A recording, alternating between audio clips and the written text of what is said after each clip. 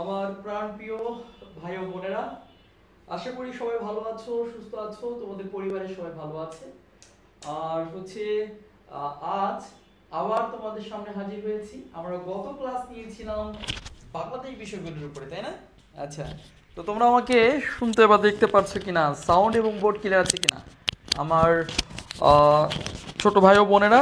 তোমরা আশা করি ক্লাসটিতে ইতিমধ্যে জয়েন করেছো এবং আমাকে দেখতে বা শুনতে পাচ্ছ। রেসপন্স করো দ্রুত, সব কিছু ঠিকঠাক আছে কিনা, সাউন্ড এবং বোর্ড ক্লিয়ার আছে কিনা। ওয়ালাইকুম আসসালাম। ওয়ালাইকুম আসসালাম। আলহামদুলিল্লাহ, আমি ভালো আছি, সুস্থ আছি তোমাদের দোয়ায়। সুস্থ না থাকলে তোমাদের ক্লাস কিভাবে নিব, তাই না? তোমাদের পাশে কিভাবে থাকবো, তোমাদের স্বপ্ন পূরণে কিভাবে একজন সহায়ক হব বা একটু হলেও অবদান রাখতে পারবো, তাই না? তো আশা করি তোমরা শুনতে বা দেখতে পাচ্ছ। ওয়ালাইকুম আসসালাম ভাইয়া, ওয়ালাইকুম আসসালাম। আর যারা ক্লাসটিতে ইতোমধ্যে জয়েন করেছো, তোমার যে বন্ধুরা এখনও ক্লাসটি সম্পর্কে অভিহিত নয়, তাদেরকে ঝটপট মেনশন দিয়ে দাও যারা এখনও ক্লাসটি সম্পর্কে অভিহিত নয়। আমি এই মুহূর্তে ক্লাসটি তোমাদের সঙ্গে, আমিও ক্লাসটি করছি, আমার ক্লাস, আমি ক্লাসটি শেয়ার দিচ্ছি আমার সঙ্গে, ক্লাসটি তোমরাও শেয়ার দিয়ে বিভিন্ন তোমাদের যে বন্ধু আছে বা তোমাদের সহপাঠী আছে বা ছোট ভাই ও বোন অথবা যারা বিভিন্ন চাকরির প্রস্তুতি নিচ্ছে, তাদের জন্য ক্লাসটি অনেক গুরুত্বপূর্ণ, তোমরা তাদেরও ক্লাসটিতে মেনশন দিতে পারো, ঠিক আছে? তো আমিও ক্লাসটি শেয়ার দিয়েছি, তোমরা যারা ক্লাসটি করছো প্রত্যেকেই আশা রাখি ক্লাসটি শেয়ার করে রাখবা, ঠিক আছে? ওকে ওকে, আলহামদুলিল্লাহ। আলহামদুলিল্লাহ ভালো আছি। আমাদের আজকের ক্লাসটিতে কে কোথায় থেকে জয়েন করেছে, অর্থাৎ তোমার হোম ডিস্ট্রিক্ট বলতে পারো অথবা তোমার কলেজের নাম বলতে পারো। আমাদের আজকের এই ক্লাসটিতে কে কোথায় থেকে জয়েন করছো, কোথায় থেকে দেখছো, বাংলাদেশের 64 জেলার কোন জায়গা থেকে তুমি আমাদের এই ক্লাসটিতে জয়েন করেছো? আমি কয়েকজনের নাম পড়তে চাচ্ছি, যারা ঝটপট উত্তর করবা, আমি তাদের কমেন্ট পড়তে পারবো বা তাদের হোম ডিস্ট্রিক্ট বা তাদের পরিচয় আমি অ্যাড্রেস করতে পারবো। ঝটপট কমেন্ট করে জানিয়ে দাও কে কোথায় থেকে জয়েন করেছো, তোমার হোম ডিস্ট্রিক্টের নাম বলতে পারো অথবা তোমার কলেজের নাম এখানে মেনশন করতে পারো। ভাইয়েরা, যত দ্রুত সম্ভব নিজের জেলার নাম বা কলেজের নাম লিখে দাও। আমরা দেখতে পাচ্ছি এখানে অনেকেই কমেন্ট করেছে যে ভাইয়া, প্রথমেই কমেন্ট করেছে বাগেরহাট থেকে, প্রথমে ভয় ভয় পাওয়ায় দিছো যে বাগেরহাট থেকে, বাঘ শব্দ শুনলেই তো ভয় লাগে। তারপরে কুমিল্লা থেকে জয়েন করেছে, সিরাজগঞ্জ থেকে জয়েন করেছে, দেন ঢাকা থেকে জয়েন করেছে এবং সবার নাম পড়া সম্ভব হচ্ছে না। সিনথিয়া ঢাকা থেকে জয়েন করেছে এবং RS রুকায়া সুলতানা সিরাজগঞ্জ থেকে, আর হচ্ছে রুকায়া সিরাজগঞ্জ, মাহবুবা তাসনিম যশোর থেকে, রংপুর থেকে শারমিন, ফাহাদ আপনার পাশের রুম থেকে, আচ্ছা আমাদের ফাহাদ স্যার জয়েন করেছে এবং আমি দেখে এসেছি ফাহাদ স্যার এবং জুবাইর স্যার একসঙ্গে বসে আছে এবং ক্লাস নিয়ে পরিকল্পনা করছে তোমাদের ফাহাদ স্যার এবং জুবাইর স্যার, ঠিক আছে? এরপর হচ্ছে বাগেরহাট মহিলা কলেজ থেকে জয়েন করেছে, দেন হচ্ছে ঝিনাইদহ থেকে জয়েন করেছো, ফারজানা চুয়াডাঙ্গা থেকে জয়েন করেছে। কি ব্যাপার, খুলনা বিভাগের স্টুডেন্ট আমাদের এখানে বেশি নাকি? খুলনা বিভাগ থেকে বেশি নাকি? ঢাকা বিভাগের যারা আছো সবাই এক তালে এক সুরে কমেন্ট করে জানিয়ে দাও যে তুমি ঢাকা বিভাগের। যারা চট্টগ্রাম বিভাগের আছো তারা ঝটপট কমেন্ট করে জানিয়ে দাও, খুলনা বিভাগকে হারিয়ে দাও যে খুলনা বিভাগ থেকে এত রেসপন্স আসছে। খুলনা, চুয়াডাঙ্গা, নড়াইল, কুষ্টিয়া, বাগেরহাট, ঝিনাইদহ, ঠিক আছে, মাগুরা, তো এই যে মেহেরপুর, তো যারা ঢাকা বিভাগে আছো এক তাহলে কমেন্ট করে জানিয়ে দাও তোমার ঢাকা বিভাগের। যারা চট্টগ্রামের আছো তারা জানিয়ে দাও চট্টগ্রাম বিভাগ থেকে রেসপন্স করো। রংপুর বিভাগের ভাই বোনেরা রেসপন্স করো এবং সিলেট, ময়মনসিংহ আর হচ্ছে আমার বিভাগ রাজশাহী থেকে যারা জয়েন করেছো তারা দ্রুত রেসপন্স করো, ঠিক আছে? তো আমরা অনেককে দেখছি আমাদের এখানে বাংলাদেশের 64টি জেলা থেকে জয়েন করেছো। তো আমরা আর কথা না বাড়িয়ে সরাসরি আমাদের ক্লাসে চলে যাব, ঠিক আছে? সরাসরি আমাদের ক্লাসে চলে যাব। তোমরা তার আগে আমাকে বলো যে আজকে আন্তর্জাতিক নাকি বাংলাদেশ ক্লাস, রেসপন্স করো দ্রুত। আজ আমাদের আন্তর্জাতিক নাকি বাংলাদেশের ক্লাস?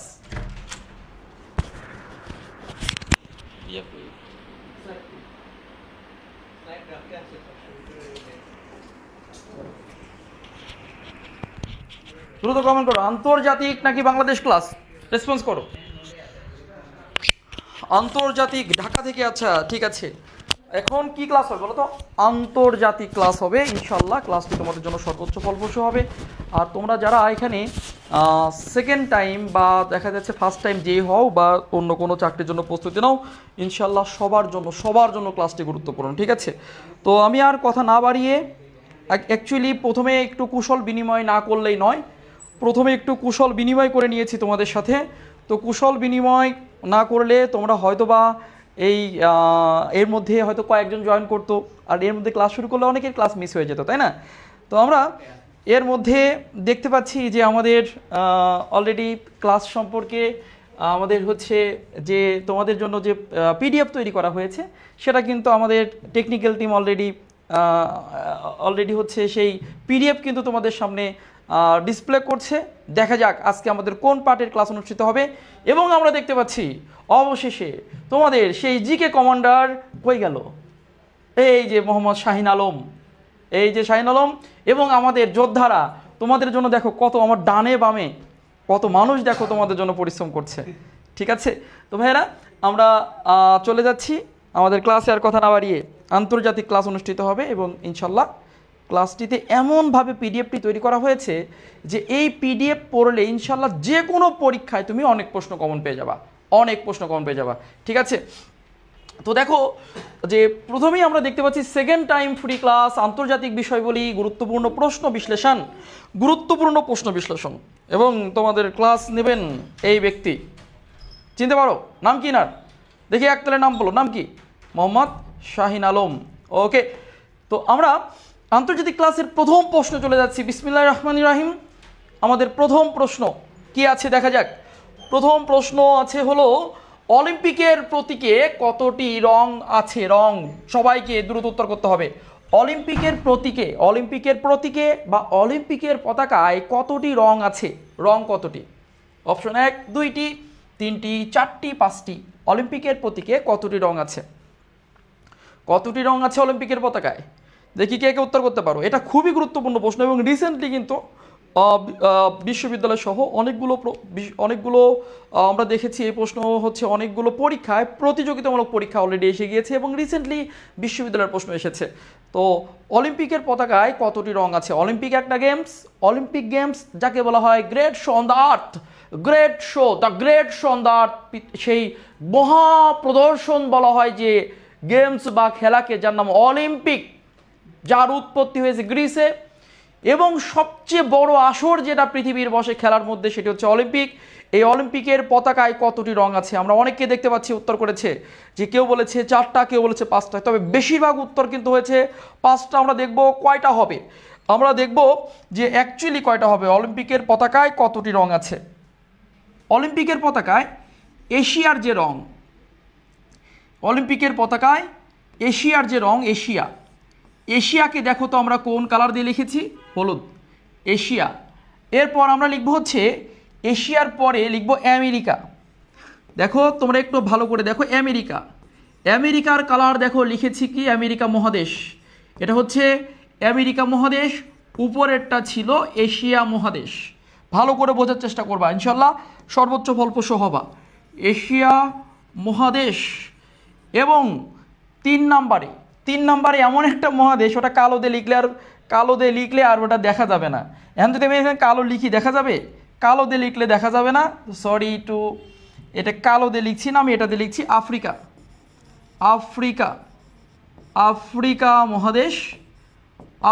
মহাদেশ। এরপর হচ্ছে ওশেনিয়া মহাদেশ।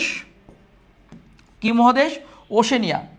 ওশেনিয়া মহাদেশ। দেখো ওশেনিয়া, এই হচ্ছে ওশেনিয়া মহাদেশের পরে, বা যাকে আমরা অস্ট্রেলিয়া মহাদেশ বলি, লাস্ট লিখছি অস্ট্রেলিয়া।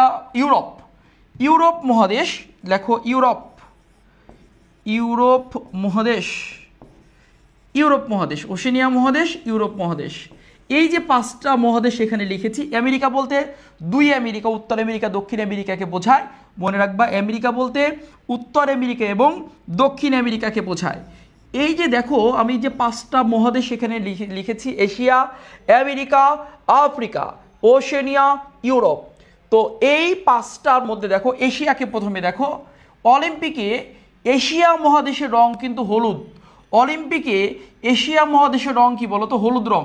অলিম্পিকে এশিয়া মহাদেশের রং কি? হলুদ। তাহলে একটা হলো এক, অলিম্পিকে আমেরিকা মহাদেশের রং কি? লাল। অলিম্পিকে আমেরিকা মহাদেশের রং কি? লাল। লাল। এশিয়ার রং অলিম্পিকে হলুদ। হলুদ। আফ্রিকা মহাদেশের রং কালো। দেশ এখানে কালো লেখা যাবে না, সেহেতু আমরা এখানে এই কালার দিয়ে লিখেছি। ওশেনিয়া মহাদেশের রং হচ্ছে সবুজ। সবুজ রং। এবং দেখো ইউরোপ মহাদেশের রং হচ্ছে নীল রং। এই যে অলিম্পিকের রিং বা অলিম্পিকের পতাকায় যে রংগুলো আছে, এই রং থেকে কিন্তু প্রশ্ন আসবে যে কোন রং দ্বারা কোন মহাদেশকে বোঝানো হয়, কোন রং দ্বারা কোন মহাদেশকে বোঝানো হয়। তো এখন যদি আমি তোমাদের প্রশ্ন করি যে অলিম্পিকের হলুদ রং দ্বারা কোন মহাদেশকে রিপ্রেজেন্ট করা হয়, কোন মহাদেশকে রিপ্রেজেন্ট করা হয়, দ্রুত। অলিম্পিকে হলুদ রং দ্বারা কোন মহাদেশকে রিপ্রেজেন্ট করা হয়, রিপ্রেজেন্ট করা হয় কোন মহাদেশকে হলুদ রং দ্বারা? সবাইকে এক ঝাঁকে এক তালে উত্তর করতে হবে। অলিম্পিকে রিপ্রেজেন্ট করা হয় হলুদ রং দ্বারা কোন মহাদেশকে? কোন মহাদেশকে ভাইয়া? এশিয়া। আমেরিকা কোন মহাদেশ? আমেরিকাকে রিপ্রেজেন্ট করা হয় কোন কালার দিয়ে? লাল কালার দিয়ে। আফ্রিকাকে রিপ্রেজেন্ট করা হয় কালো কালার দিয়ে, যেহেতু কালো লিখলে দেখা যাবে না এই জন্য আমরা এখানে কালো লিখে দিয়েছি। ওশেনিয়া বা অস্ট্রেলিয়া মহাদেশকে হচ্ছে সবুজ এবং ইউরোপ মহাদেশকে নীল। এইটা তোমরা অনেক সুন্দর করে লিখে রাখো, ঠিক আছে? সবার লেখা হয়েছে? আশা করি এই প্রশ্নের উত্তর সবার হয়েছে। তাহলে পাঁচটা হলো, একটা, দুইটা, তিনটা, চারটা, পাঁচটা। তাহলে অলিম্পিকের টোটাল কালার কয়টা? পাঁচটা। উত্তর হচ্ছে কোনটা? পাঁচটি, ঠিক আছে? এবং এটাও বলে দিলাম কোন মহাদেশ কোন রং বহন করে, অলিম্পিকে কোন মহাদেশকে রিপ্রেজেন্ট করে তা কিন্তু তোমাদের সামনে উপস্থাপন করেছি। আলহামদুলিল্লাহ ভাইয়ারা, তোমরা যারা এখনো ক্লাসটি শেয়ার করনি, সম্মানার্থে ভালোবেসে এই তোমাদের 3বার বললাম, সবাই ক্লাসটি শেয়ার করে রাখো, আমরা উৎসাহিত হব এবং তোমাদের জন্য আরও বেশি বেশি ক্লাস নেওয়ার চেষ্টা করবো, ঠিক আছে?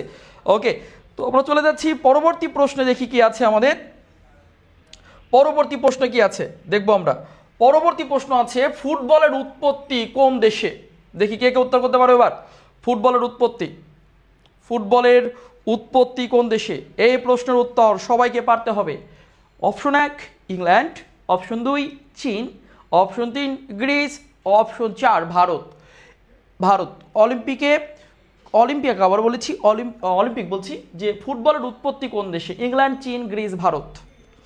ইংল্যান্ড, চীন, গ্রিস, ভারত। ইংল্যান্ড, চীন, গ্রিস, ভারত। অলরেডি ইলিফ ওরা কিন্তু কমেন্ট করে দিয়েছে।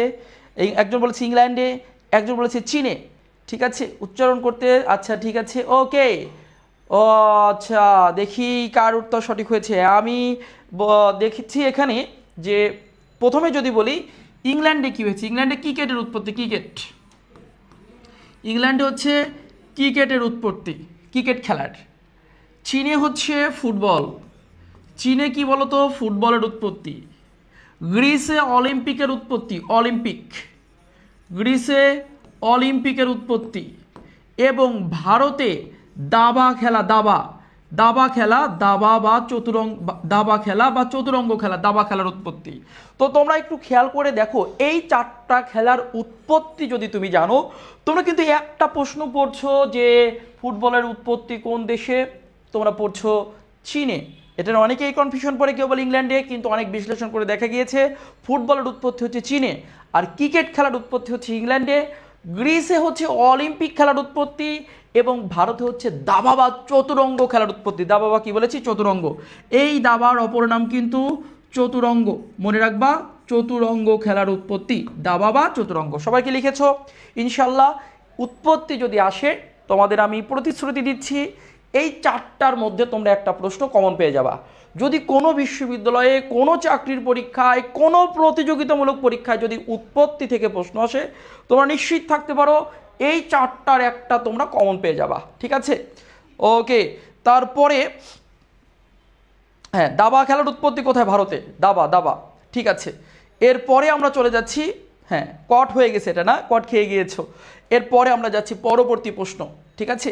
পরবর্তী প্রশ্ন চলে যাচ্ছি, দেখি কি আছে আমাদের। নেক্সট কোশ্চেন নাম্বার 3 হচ্ছে আগুনের আবিষ্কার করে কোন সভ্যতা? আগুনের আবিষ্কার করে কোন সভ্যতা? আগুন, এই যে বিভিন্ন সভ্যতার যে আবিষ্কার, বিভিন্ন সভ্যতার যে অর্থাৎ বিভিন্ন সিভিলাইজেশন বা সভ্যতার অবদান পরীক্ষার জন্য খুবই খুবই গুরুত্বপূর্ণ ভাই। এই কয়েকটা তোমরা একটু ভালো করে লিখে রাখবা। দেখো আমি অপশন দিয়েছি ক, খ, গ, ঘ, ঞ, চ। তো দেখো অনেকগুলো অপশন দিয়েছি, প্রায় 6টা অপশন দিয়েছি। এই 6টা অপশনের মধ্যে বাছাই করতে হবে যে আগুনের আবিষ্কার করেছে কোন সভ্যতা, আগুনের আবিষ্কার করেছে কোন সভ্যতা, কোন সভ্যতা। অনেকেই কিন্তু উত্তর করছে, কে বলছে ক, কে বলছে খ, কে বলছে ঘ। এখানে উত্তর করার জায়গা অনেক আছে, প্রায় 6টা অপশন আছে। 6টা অপশন, দেখি কার কার হয়। ঠিক আছে, এরপর হচ্ছে আচ্ছা এখন আমরা দিচ্ছি যে তাহলে কি মিশরীয় সভ্যতা হচ্ছে, মিশরীয় সভ্যতা কি কি করেছে। মিশরীয় সভ্যতা 365 দিনে 1 বছর, 365 দিনে কয় বছর, 65 দিনে 1 বছর, 1 বছর, 1 বছর মিশরীয় সভ্যতা। তারপর মিশরীয় সভ্যতা করেছে পুঞ্জিকার প্রচলন, পুঞ্জিকার প্রচলন, পুঞ্জিকার প্রচলন করে মিশরীয় সভ্যতা। এরপর হচ্ছে মিশরীয় সভ্যতা হাইরোগ্লিফিক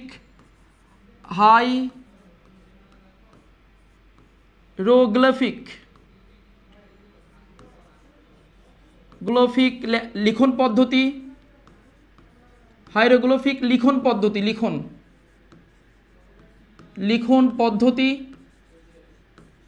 হাইরোগ্লিফিক লিখন পদ্ধতি।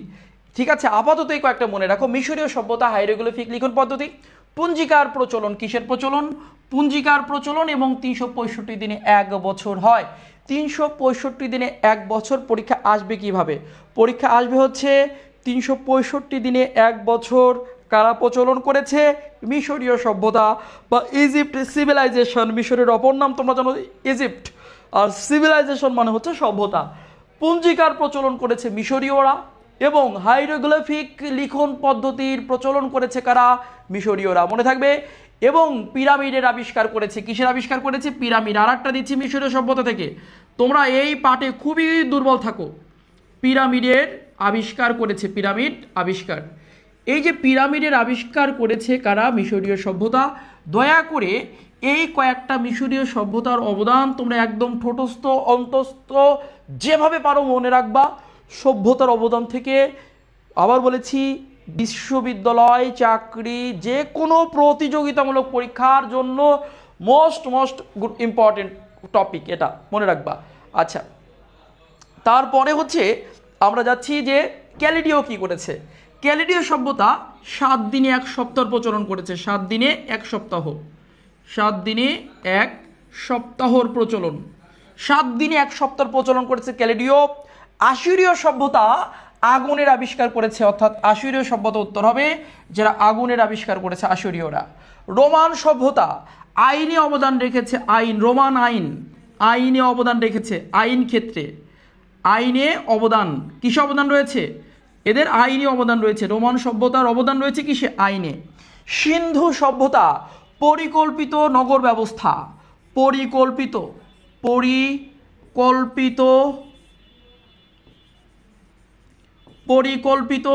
নগর ব্যবস্থা, শহর বা নগর ব্যবস্থা, পরিকল্পিত নগর ব্যবস্থা গড়ে তুলেছিল কারা? সিন্ধু সভ্যতা। ভারত পাকিস্তানের মধ্যে গড়ে ওঠা সিন্ধু সভ্যতা। গ্রিক সভ্যতা কি করেছে? গ্রিক সভ্যতা অলিম্পিক খেলার প্রচলন করেছে, অলিম্পিক খেলার প্রচলন করেছে।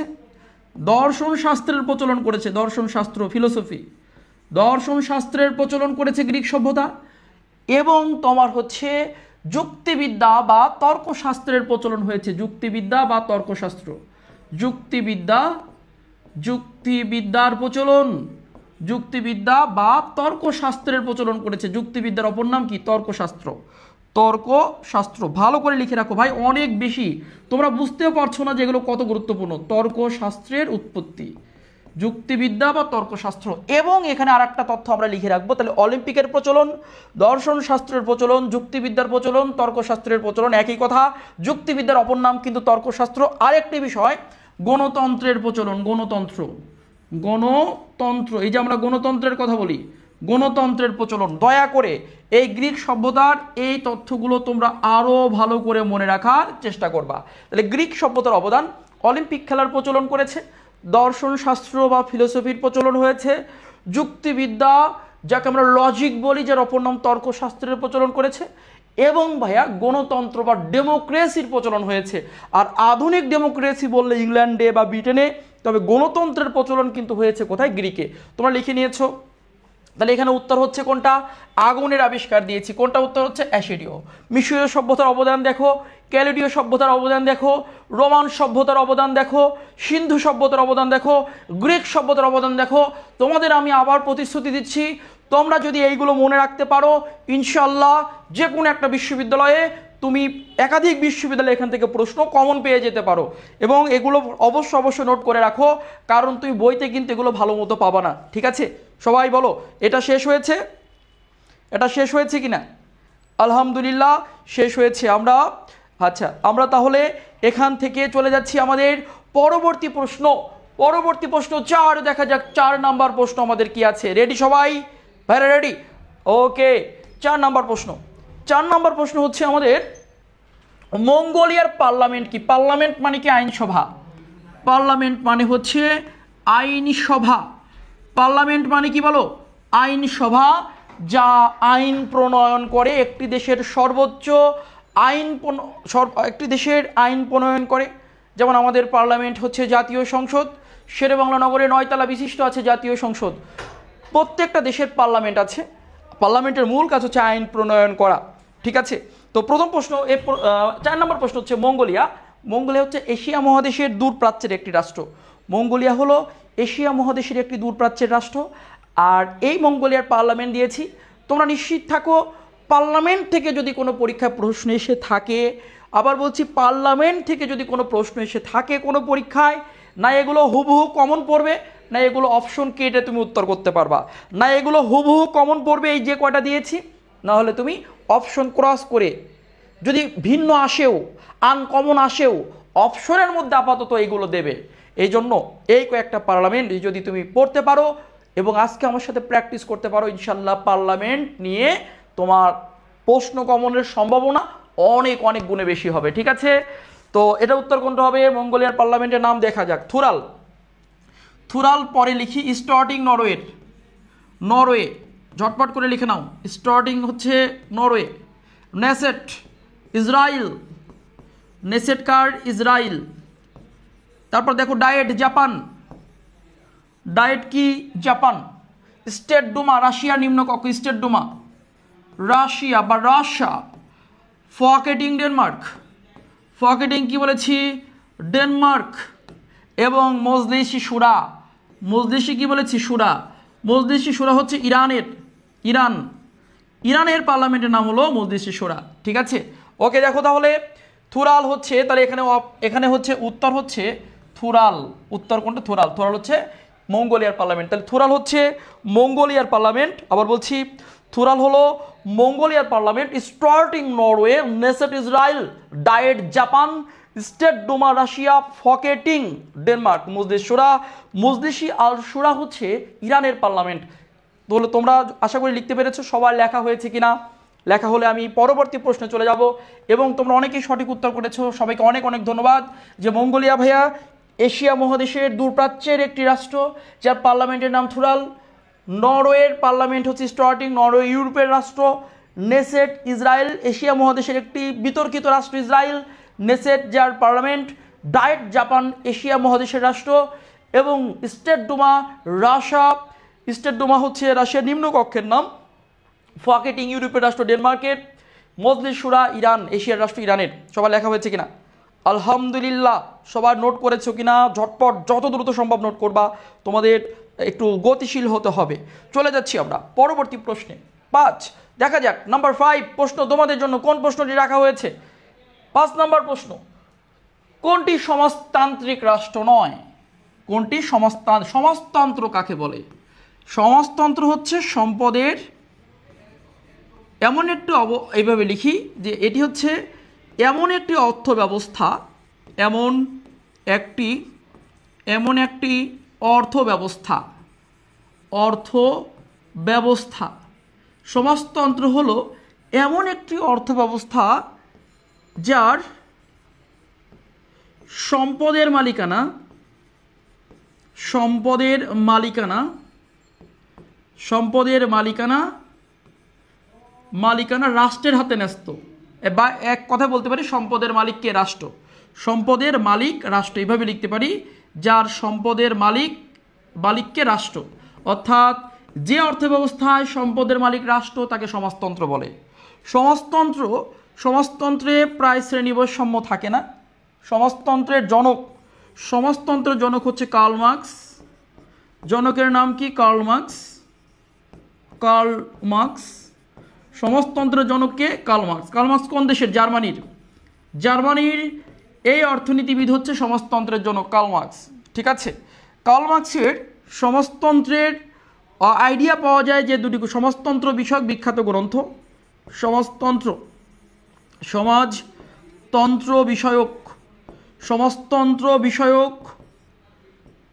সমাজতন্ত্র কি বলেছি ভাইয়া? বিষয়ক, মানে সমাজতন্ত্র বিষয়ক বিখ্যাত গ্রন্থ, সমাজতন্ত্র বিষয়ক বিখ্যাত গ্রন্থ। একটা হচ্ছে ডাস ক্যাপিটাল, এটা হচ্ছে কার্ল মার্কসের গ্রন্থ। ডাস ক্যাপিটাল কার্ল মার্কসেরই গ্রন্থ। 2 নম্বর হচ্ছে কমিউনিস্ট ম্যানিফেস্টো,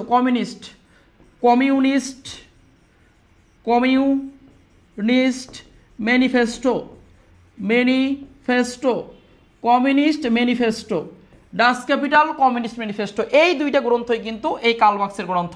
তাহলে আমরা সংক্ষিপ্ত আকারে সমাজতন্ত্র নিয়ে আলোচনা করলাম, যে কোনটি সমাজতান্ত্রিক রাষ্ট্র নয় সেটা আমরা পরে দেখব। তার আগে আমরা জেনে নিয়েছি যে সমাজতন্ত্র কাকে বলে। সমাজতন্ত্র হচ্ছে সম্পদের রাষ্ট্রীয় মালিকানা। কি মালিকানা? যার সম্পদের মালিককে রাষ্ট্র। এক কথায় সম্পদের রাষ্ট্রীয় মালিকানা, সকল সম্পদের মালিক রাষ্ট্র জনগণকে দেখভাল করবে, সম্পদের সুষম বন্টন করবে, শ্রেণীবৈষম্য থাকবে না বললেই চলে। একজনের 10 টাকা থাকলে আরেকজনের 10,000 কোটি টাকা থাকতে পারে না, ব্যালেন্স থাকবে। আর এই ব্যালেন্স রাখার দায়িত্ব রাষ্ট্রের। প্রতিটি জনগণের রক্ষণাবেক্ষণা, প্রতিটি জনগণের তোমার হচ্ছে প্রতি জনগণের মধ্যে সম্পদের সুষম বন্টন, এই বিষয় কিন্তু খেয়াল রাখবে কে? রাষ্ট্র। অর্থাৎ রাষ্ট্রই মুখ্য, জনগণ হচ্ছে গৌণ। রাষ্ট্র মুখ্য, জনগণ গৌণ। রাষ্ট্র হচ্ছে মুখ্য অবস্থায় থাকে, প্রধান অবস্থায় দায়িত্ব পালন করে যে অর্থব্যবস্থায়, তাকে আমরা বলি সমাজতন্ত্র অর্থব্যবস্থা। এর জনক হচ্ছে কার্ল মার্কস, যার জন্ম হচ্ছে জার্মানিতে। সমাজতন্ত্র বিষয়ক 2টি বিখ্যাত গ্রন্থ নাম বলো? ডাস ক্যাপিটাল, কমিউনিস্ট ম্যানিফেস্টো। এখন আমরা দেখব যে পৃথিবীতে এই সমাজতন্ত্র রাষ্ট্র এখন পৃথিবীতে মাথা উঁচু করে দাঁড়িয়ে আছে। এরকম রাষ্ট্র খুবই কম আছে পৃথিবীতে, সমাজতান্ত্রিক রাষ্ট্র খুবই কম আছে। কারা কারা আছে সমাজতন্ত্র দেখতে পাচ্ছি, যেখানে রাষ্ট্র নয়। কোনটি রাষ্ট্র নয়? হচ্ছে দক্ষিণ কোরিয়া হলো পুঁজিবাদী রাষ্ট্র। দক্ষিণ কোরিয়া হচ্ছে পুঁজিবাদী রাষ্ট্র, যেখানে সম্পদের ব্যক্তি মালিকানা থাকে। যেখানে সম্পদের ব্যক্তি মালিকানা প্রধান থাকে তাকে পুঁজিবাদী বলে।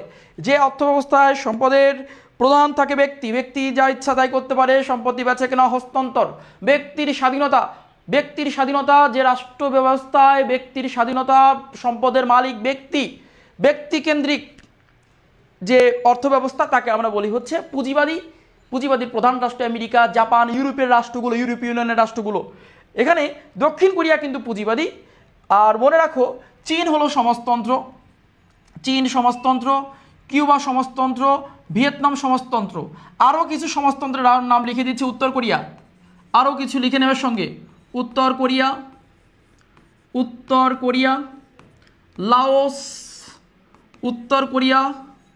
লাওস, এবং আরেকটা নাম লিখে নাও, ভেনিজুয়েলা। বর্তমান দক্ষিণ আমেরিকার রাষ্ট্র ভেনিজুয়েলা। সমাজতান্ত্রিক প্রেসিডেন্ট ক্ষমতায় আছে। দক্ষিণ আমেরিকার রাষ্ট্র কোনটা? ভেনিজুয়েলা। আপাতত এই কয়েকটি রাষ্ট্র তোমরা মনে রাখো সমাজতন্ত্র কেন্দ্রিক: চীন, কিউবা, ভিয়েতনাম, উত্তর কোরিয়া, লাওস, ভেনিজুয়েলা। চীন, কিউবা, ভিয়েতনাম, উত্তর কোরিয়া, লাওস, ভেনিজুয়েলা। এই অল্প কয়টা সমাজতান্ত্রিক রাষ্ট্রের নাম মনে রাখো। পরীক্ষার জন্য খুবই গুরুত্বপূর্ণ পরীক্ষা আসতে পারে কোনটা সমাজতান্ত্রিক রাষ্ট্র, কোনটা সমাজতান্ত্রিক রাষ্ট্র নয়। পৃথিবীর বেশিরভাগ রাষ্ট্রই কিন্তু পুঁজিবাদী। আমেরিকা, ইউরোপ এবং বাংলাদেশ কিন্তু মিশ্র অর্থব্যবস্থা। বাংলাদেশের মধ্যে সমাজতন্ত্রের বৈশিষ্ট্য আছে, বাংলাদেশের মধ্যে পুঁজিবাদীর বৈশিষ্ট্য আছে, অর্থাৎ বাংলাদেশে রাষ্ট্রীয় মালিকানার ব্যবস্থাও আছে, বাংলাদেশে ব্যক্তি মালিকানা ব্যবস্থাও আছে। এই জন্য বাংলাদেশের অর্থ ব্যবস্থা কিন্তু মিশ্র অর্থ ব্যবস্থা, মনে রাখবা। তো ভাইরা এখানে উত্তর কোনটা হচ্ছে? দক্ষিণ কোরিয়া। কার কার হয়েছে দেখি একটু রেসপন্স করো, কার কার হয়েছে, কার কার হয়েছে রেসপন্স করো। এই প্রশ্নটি কার কার হয়েছে যে কোনটি সমাজতান্ত্রিক রাষ্ট্র নয়? নয় বলেছিলাম কিন্তু, তাহলে এখানে নয় কে? দক্ষিণ কোরিয়া। তবে উত্তর কোরিয়া কিন্তু সমাজতন্ত্র। যদি উত্তর কোরিয়া থাকতো, উত্তর কোরিয়া কিন্তু সমাজতন্ত্র, মনে রাখবা। তাহলে সমাজতান্ত্রিক রাষ্ট্রগুলো একটু ফোকাস করে রাখো, ভালো করে লিখে রাখো, স্টার চিহ্ন দিয়ে রাখো। তোমরা আশা করি সমাজতন্ত্র কাকে বলে বুঝতে পেরেছো। তার সঙ্গে সামান্য একটু পুঁজিবাদী কাকে বলে বুঝিয়ে দিয়েছি। এ বিষয়ে আরও বিস্তারিত ক্লাস পরবর্তীতে নিব, যখন আমরা বৈশ্বিক ব্যবস্থা বা যখন আমরা অর্থনীতি পড়বো, অথবা যখন আমরা কোল্ড ওয়ার বা স্নায়ুযুদ্ধ পড়বো, তখন কিন্তু আরও ভালো হবে ইনশাল্লাহ। তো চলে যাচ্ছি আমরা পরবর্তীতে। পরবর্তী প্রশ্ন নাম্বার 6। দেখি 6 নাম্বার প্রশ্ন কি আছে। নম্বর 6 তোমাদের জন্য গুরুত্বপূর্ণ আরেকটি প্রশ্ন, তোমরা কমেন্টের জন্য প্রস্তুত হয়ে যাও। কোনটি রাজতান্ত্রিক রাজতান্ত্রিক রাষ্ট্র নয়? রাজতান্ত্রিক মানে বংশানুক্রমিক শাসন, বংশ বংশ না বংশ বংশানুক্রমিক বংশানুক্রমিক শাসন, শাসন ব্যবস্থা, বংশানুক্রমিক শাসন ব্যবস্থা। অর্থাৎ আমার ছেলে, তার ছেলে, তার ছেলে, এভাবে যে শাসন ব্যবস্থা প্রচলিত হয়ে আসে, বংশানুক্রমিক মানে বংশ অনুসারে, ধারাবাহিক অনুসারে যে শাসন ব্যবস্থা প্রচলন থাকে, তাকে আমরা বলি সমাজ রাজতান্ত্রিক, যাকে ইংরেজিতে বলে মোনার্কিজম। মোনার্কিজম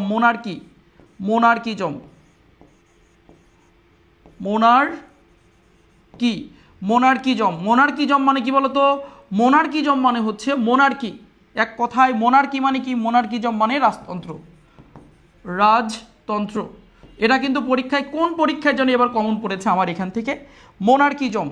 মোনার্কিজম যদি ইংরেজি লিখে দেই মোনার্কি, বা এখানে তুমি র না দিয়ে সরাসরি এরকম লিখতে পারো মোনার্কি। এই মোনার্কি মানে কি? রাজতন্ত্র। ঠিক আছে, মোনার্কিজম বা অথবা মোনার্কি বলেছি। তো এইবার কোন পরীক্ষায় যেন এই প্রশ্নটা কমন পড়ে গেল, প্রশ্নটি কমন পড়ে গেল। এইবার তোমরা যেভাবে পরীক্ষা দিলে, এই পরীক্ষায় আমার এই মুহূর্তে মনে পড়ছে না যে কোন পরীক্ষায় যেন আসলে এই প্রশ্নটি, অর্থাৎ মোনার্কিজম অর্থ কি। ঠিক আছে, তো ওকে, ঠিক আছে। তো এখন আমরা দেখব যে কোনটি রাজতান্ত্রিক রাষ্ট্র নয়। রাজতান্ত্রিক রাষ্ট্র থাইল্যান্ড রাজতান্ত্রিক, ভুটান রাজতন্ত্র, সৌদি আরব রাজতন্ত্র। এখানে নেপাল রাজতন্ত্র না। নেপালে লেখো 8 সাল পর্যন্ত রাজতন্ত্র ছিল। 8 সাল পর্যন্ত, 2008 সাল পর্যন্ত রাজতন্ত্র ছিল। 8 সাল পর্যন্ত কি ছিল? রাজতন্ত্র ছিল। এখন কিন্তু নেপালে রাজতন্ত্র নেই। নেপালের রাজতন্ত্র বিলোপ হয়েছে 2008 সালে। তার মানে উত্তর হচ্ছে কোনটা রাজতন্ত্র নয়? উত্তর হচ্ছে নেপাল। আর বাকিগুলো কিন্তু রাজতন্ত্র। আরও রাজতন্ত্র যদি আমরা লিখে দেই, যেমন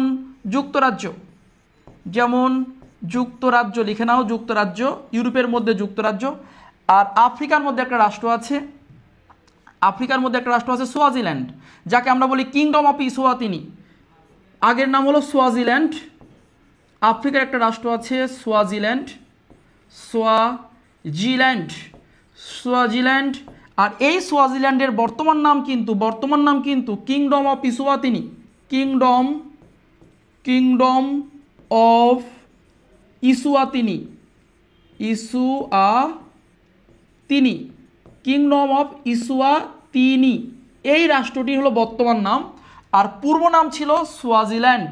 এটি হচ্ছে বর্তমান নাম, আফ্রিকার রাষ্ট্র। তাহলে তোমরা দেখো যে হচ্ছে একদম রাজতন্ত্র আছে, থাইল্যান্ডে আছে। থাইল্যান্ডের রাজা হচ্ছে, বর্তমান রাজা হচ্ছে প্রিন্স মাহাওয়াজিলঙ্কর্ণ,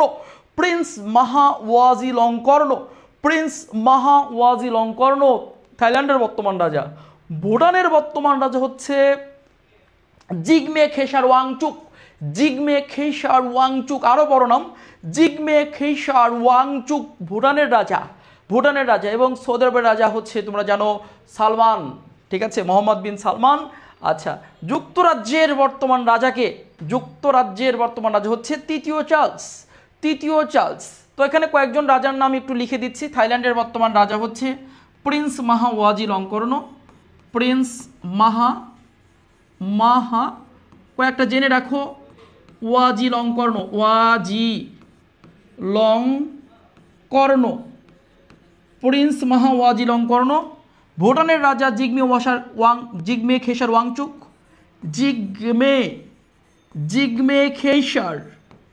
জিগমে কি বলেছি, খেসার ওয়াংচুক।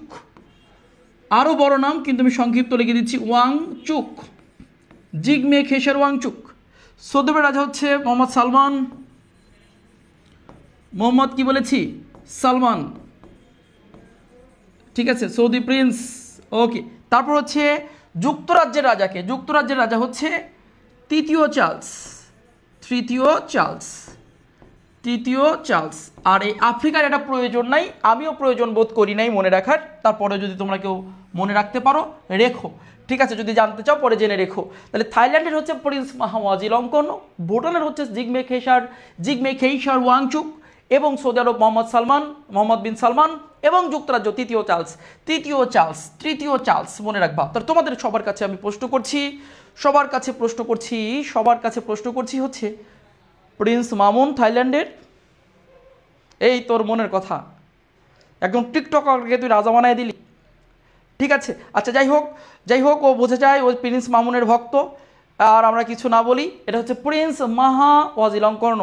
তারপরেও যদি তোর প্রিন্স মামুনের কথা মনে রেখে যদি তুই এটা পড়া মনে রাখতে পারিস, তাও রাখ, সমস্যা নাই, তাও পড়া মনে রাখ তুই, ঠিক আছে। সবার কি হয়েছে, সবার লেখা হয়েছে কিনা আমাকে একটু কনফার্ম করো যে এই প্রশ্নটার একদম বিস্তারিত অনেক সুন্দর করে তোমরা জানতে পেরেছো কিনা।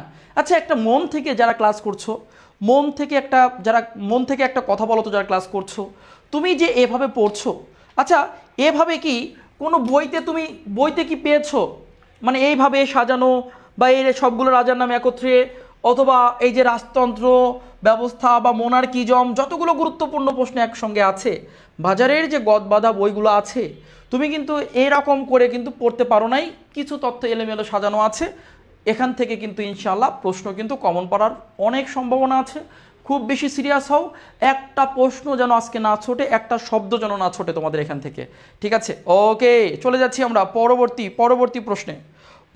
প্রশ্ন চলে যাচ্ছি। দেখা যাক আমাদের 7 নম্বর প্রশ্ন কি আছে তোমাদের জন্য। নেক্সট কোশ্চেন নাম্বার 7, তোমরা প্রস্তুত থাকো। কি প্রশ্ন আছে? এশিয়ার দীর্ঘতম নদী কোনটা? এটা তোমাদের পারতে হবে। অপশন আছে ভলগা, অপশন 2 আছে ইয়াংসি কিয়াং, অপশন 3 আমাজন। আমি আরেকটা অপশন বাড়িয়ে দিচ্ছি, মারে ডার্লিং একটা অপশন বাড়িয়ে দিচ্ছি, মারে ডার্লিং।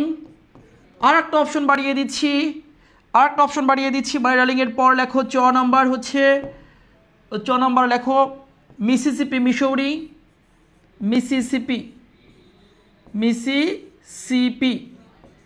মিসিসিপি।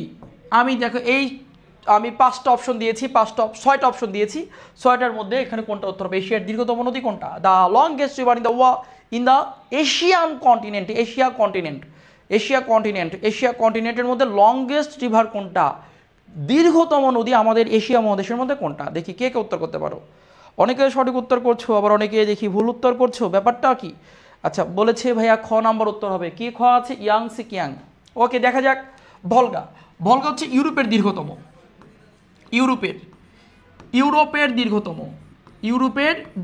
নদী হচ্ছে ভলগা। ইউরোপের দীর্ঘতম নদী কি? ভলগা। ইয়াংসি কিয়াং এটা হচ্ছে উত্তর হবে। এশিয়ার দীর্ঘতম নদী এটা হচ্ছে ইয়াংসি কিয়াং, এটা হচ্ছে উত্তর। আমাজন হচ্ছে দক্ষিণ আমেরিকার দীর্ঘতম নদী, দক্ষিণ আমেরিকা মহাদেশের দীর্ঘতম নদী কোনটা? আমাজন।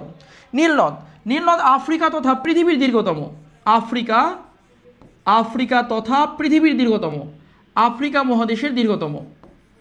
আফ্রিকা মহাদেশের এটা কি? দীর্ঘতম, এবং পৃথিবীরই দীর্ঘতম কিন্তু নীলনদ। ওকে, পরবর্তী প্রশ্ন। মারে ডার্লিং মেরা ডার্লিং না, কিন্তু মারে ডার্লিং হচ্ছে ওশেনিয়া বা অস্ট্রেলিয়া মহাদেশের দীর্ঘতম নদী? ওশেনিয়া বা অস্ট্রেলিয়া, ওশেনিয়ার বা অস্ট্রেলিয়ার। Mississippi, Missouri. মিসিসিপি দুইটা নদী, মিসিসিপি মিসৌরি দুইটা নদী, আমি শুধু মিসিসিপি লিখেছি। এটি উত্তর আমেরিকার দীর্ঘতম নদী, উত্তর আমেরিকা মহাদেশের দীর্ঘতম নদী। উত্তর কি বলতো? আমেরিকার। তো দেখো আমার পৃথিবীর দীর্ঘতম নদীগুলো একসঙ্গে চলে এসেছে। যদি কখনো প্রশ্ন করা হয় ইউরোপের দীর্ঘতম নদী কোনটা, উত্তর করব ভলগা। যদি কখনো প্রশ্ন করা হয় এশিয়ার বৃহত্তম বা দীর্ঘতম নদী কোনটা, ইয়াংসি কিয়াং। দক্ষিণ আমেরিকার দীর্ঘতম নদী আমাজন। নীলনদ হচ্ছে আফ্রিকা তথা বিশ্বের দীর্ঘতম নদী নীলনদ। মারে ডার্লিং ওশেনিয়া বা অস্ট্রেলিয়া মহাদেশের দীর্ঘতম নদী। মিসিসিপি হচ্ছে উত্তর আমেরিকা মহাদেশের দীর্ঘতম নদী। ভাইয়েরা সবাই একটু খেয়াল করো, সবাই একটু খেয়াল করো। আমাজনকে দেখো একটু, আমাজনকে দেখো, আমাজন, আমাজন, আমাজনকে দেখো তোমরা। আমাজন অর্থ কিন্তু এখানে একটু তথ্য মনে রেখো, আমাজন, আমাজন অর্থ কিন্তু নারী যোদ্ধা, ওমেন ফাইটার। অর্থ হচ্ছে নারী যোদ্ধা, ওমেন ফাইটার, নারী যোদ্ধা। আমাজন অর্থ হচ্ছে নারী যোদ্ধা। এই আমাজন নামে একটা জঙ্গল আছে, আবার নদীও আছে, আবার আমাজন প্রতিষ্ঠানও আছে, তাই না? আমাজন জেফ বেজোসের একটি প্রতিষ্ঠানও আছে, প্রযুক্তি প্রতিষ্ঠান। আমাজন একটা হচ্ছে নদী আছে, আমাজন জঙ্গলও আছে। এই আমাজন জঙ্গলও কিন্তু দক্ষিণ আমেরিকাতে। পৃথিবীর সবচেয়ে বড় জঙ্গল বা পৃথিবীর সবচেয়ে বড় বন আমাজন বন, সেটা দক্ষিণ আমেরিকাতে আছে। তো আমাজন অর্থ কিন্তু নারী যোদ্ধা। এই আমাজন নদী সম্পর্কে একটা কথা বলে রাখি, পৃথিবীর সবচেয়ে প্রশস্ততম নদী। এই আমাজনের কথা বলছি, আমাজন নদী, এই আমাজন নদী পৃথিবীর সবচেয়ে প্রশস্ততম নদী, প্রশস্ত, পৃথিবীর প্রশস্ততম নদী, প্রশস্ত নদী। তাহলে পৃথিবীর সবচেয়ে প্রশস্ত নদী কোনটা বলো তো? আমাজন, প্রশস্ত। আর এটি হলো পৃথিবীর দীর্ঘতম। নীল নদ হচ্ছে পৃথিবীর দীর্ঘতম। আফ্রিকার দীর্ঘতম ঠিক আছে, এটি পৃথিবীর মধ্যেও দীর্ঘতম। আফ্রিকার 11টা দেশের উপর দিয়ে প্রবাহিত হয়েছে। এটা এটা আফ্রিকার 11টি দেশের উপর দিয়ে প্রবাহিত হয়েছে। নীল নদ আফ্রিকা মহাদেশের 11টা দেশের উপর দিয়ে চলে গেছে। বুঝতে পেরেছ? ওকে, তো আশা করি সবার লেখা হয়েছে। আমি পরবর্তী প্রশ্নে চলে যাব, পরবর্তী প্রশ্নে চলে যাব। এরপর হচ্ছে আমাদের নেক্সট কোশ্চেন নাম্বার 8। এক ঝাঁকে এক তালে উত্তর করো। গণিতে আন্তর্জাতিকভাবে কোন পুরস্কার দেওয়া হয়? গণিতে আন্তর্জাতিকভাবে কোন পুরস্কার প্রদান করা হয়? দেখি কে কে উত্তর করতে পারো। আমি একটু ফোন দেখি তোমাদের রেসপন্স কেমন। গণিতে আন্তর্জাতিকভাবে কোন পুরস্কার প্রদান করা হয়? গণিতে, গণিতে আন্তর্জাতিকভাবে কোন পুরস্কারটি প্রদান করা হয়? এটা কিন্তু সবাইকে পারতে হবে, সবাইকে পারতে হবে। দেখি কে কে উত্তর করতে পারো। গণিতে আন্তর্জাতিকভাবে কোন পুরস্কার প্রদান করা হয়? গণিতে আন্তর্জাতিকভাবে কোন পুরস্কার প্রদান করা হয়? দ্রুত উত্তর করো। গণিতে আন্তর্জাতিকভাবে কোন পুরস্কার? অপশন 1 নোবেল পুরস্কার, অপশন 2 শাখরভ পুরস্কার, অপশন 3 কান পুরস্কার, অপশন 4 অ্যাবেল, অপশন আচ্ছা এখানে option 2 Abel, option 3 Sakharov, option 4 Pulitzer, option 5 Cannes এবং অপশন 6 অস্কার। অস্কার দেখি কোনটা, দ্রুত উত্তর করতে হবে, একদম টাইম নেওয়া যাবে না, একদমই টাইম নেওয়া যাবে না। ঝটপট উত্তর করো সবাই, যে গণিতে কোন পুরস্কার, আন্তর্জাতিকভাবে গণিতে কোন পুরস্কারটি প্রদান করা হয়? আন্তর্জাতিকভাবে গণিতে কোন পুরস্কারটি প্রদান করা হয়? ওকে, ধারণা নেই, ধারণা নেই, ঠিক আছে, ধারণা নেই। এরপর হচ্ছে আমরা দেখতে পাচ্ছি অনেকে খ বা কেউ ঘ উত্তর করেছে, ঘ উত্তর করেছে। তো আমরা এই জায়গাতে দেখতে পাচ্ছি যে নোবেল, নোবেল তো হচ্ছে গণিতে, নোবেল পুরস্কার দেওয়া হয় কয়টা বিষয়? প্রথমে নোবেলটা দেখি, উত্তর না, প্রথমে নোবেলটা দেখি। নোবেল, নোবেল পুরস্কার আলফ্রেড নোবেলের নাম অনুসারে দেওয়া হয়। আলফ্রেড ডিনামাইটের আবিষ্কারক, ডিনামাইট, ডিনামাইট, ডিনামাইটের আবিষ্কারক, এর আবিষ্কারক, ডিনামাইটের কি বলেছি? আবিষ্কারক আলফ্রেড নোবেল, সুইডেনের আলফ্রেড নোবেলের নাম অনুসারে, সুইডেনের, সুইডেনের আলফ্রেড নোবেল, আলফ্রেড, আলফ্রেড নোবেলের নাম অনুসারে, নোবেলের নাম অনুসারে, নাম অনুসারে 1901 সাল থেকে নোবেল পুরস্কার দেওয়া হয়। 1901 সাল থেকে নোবেল পুরস্কার দেওয়া হয়। কত সাল থেকে? 1 সাল থেকে নোবেল পুরস্কার দেওয়া হয়। ওই যে আলফ্রেড নোবেলের নাম অনুসারে নোবেল পুরস্কার দেওয়া হয়। 1901 সাল থেকে নোবেল পুরস্কার দেওয়া হয়। তবে এই 1901 সালে কিন্তু নোবেল পুরস্কার মাত্র 5টি বিষয় দেওয়া হতো। 1901 সালে নোবেল পুরস্কার কয়টি বিষয় দেওয়া? 5টি বিষয় দেওয়া হতো।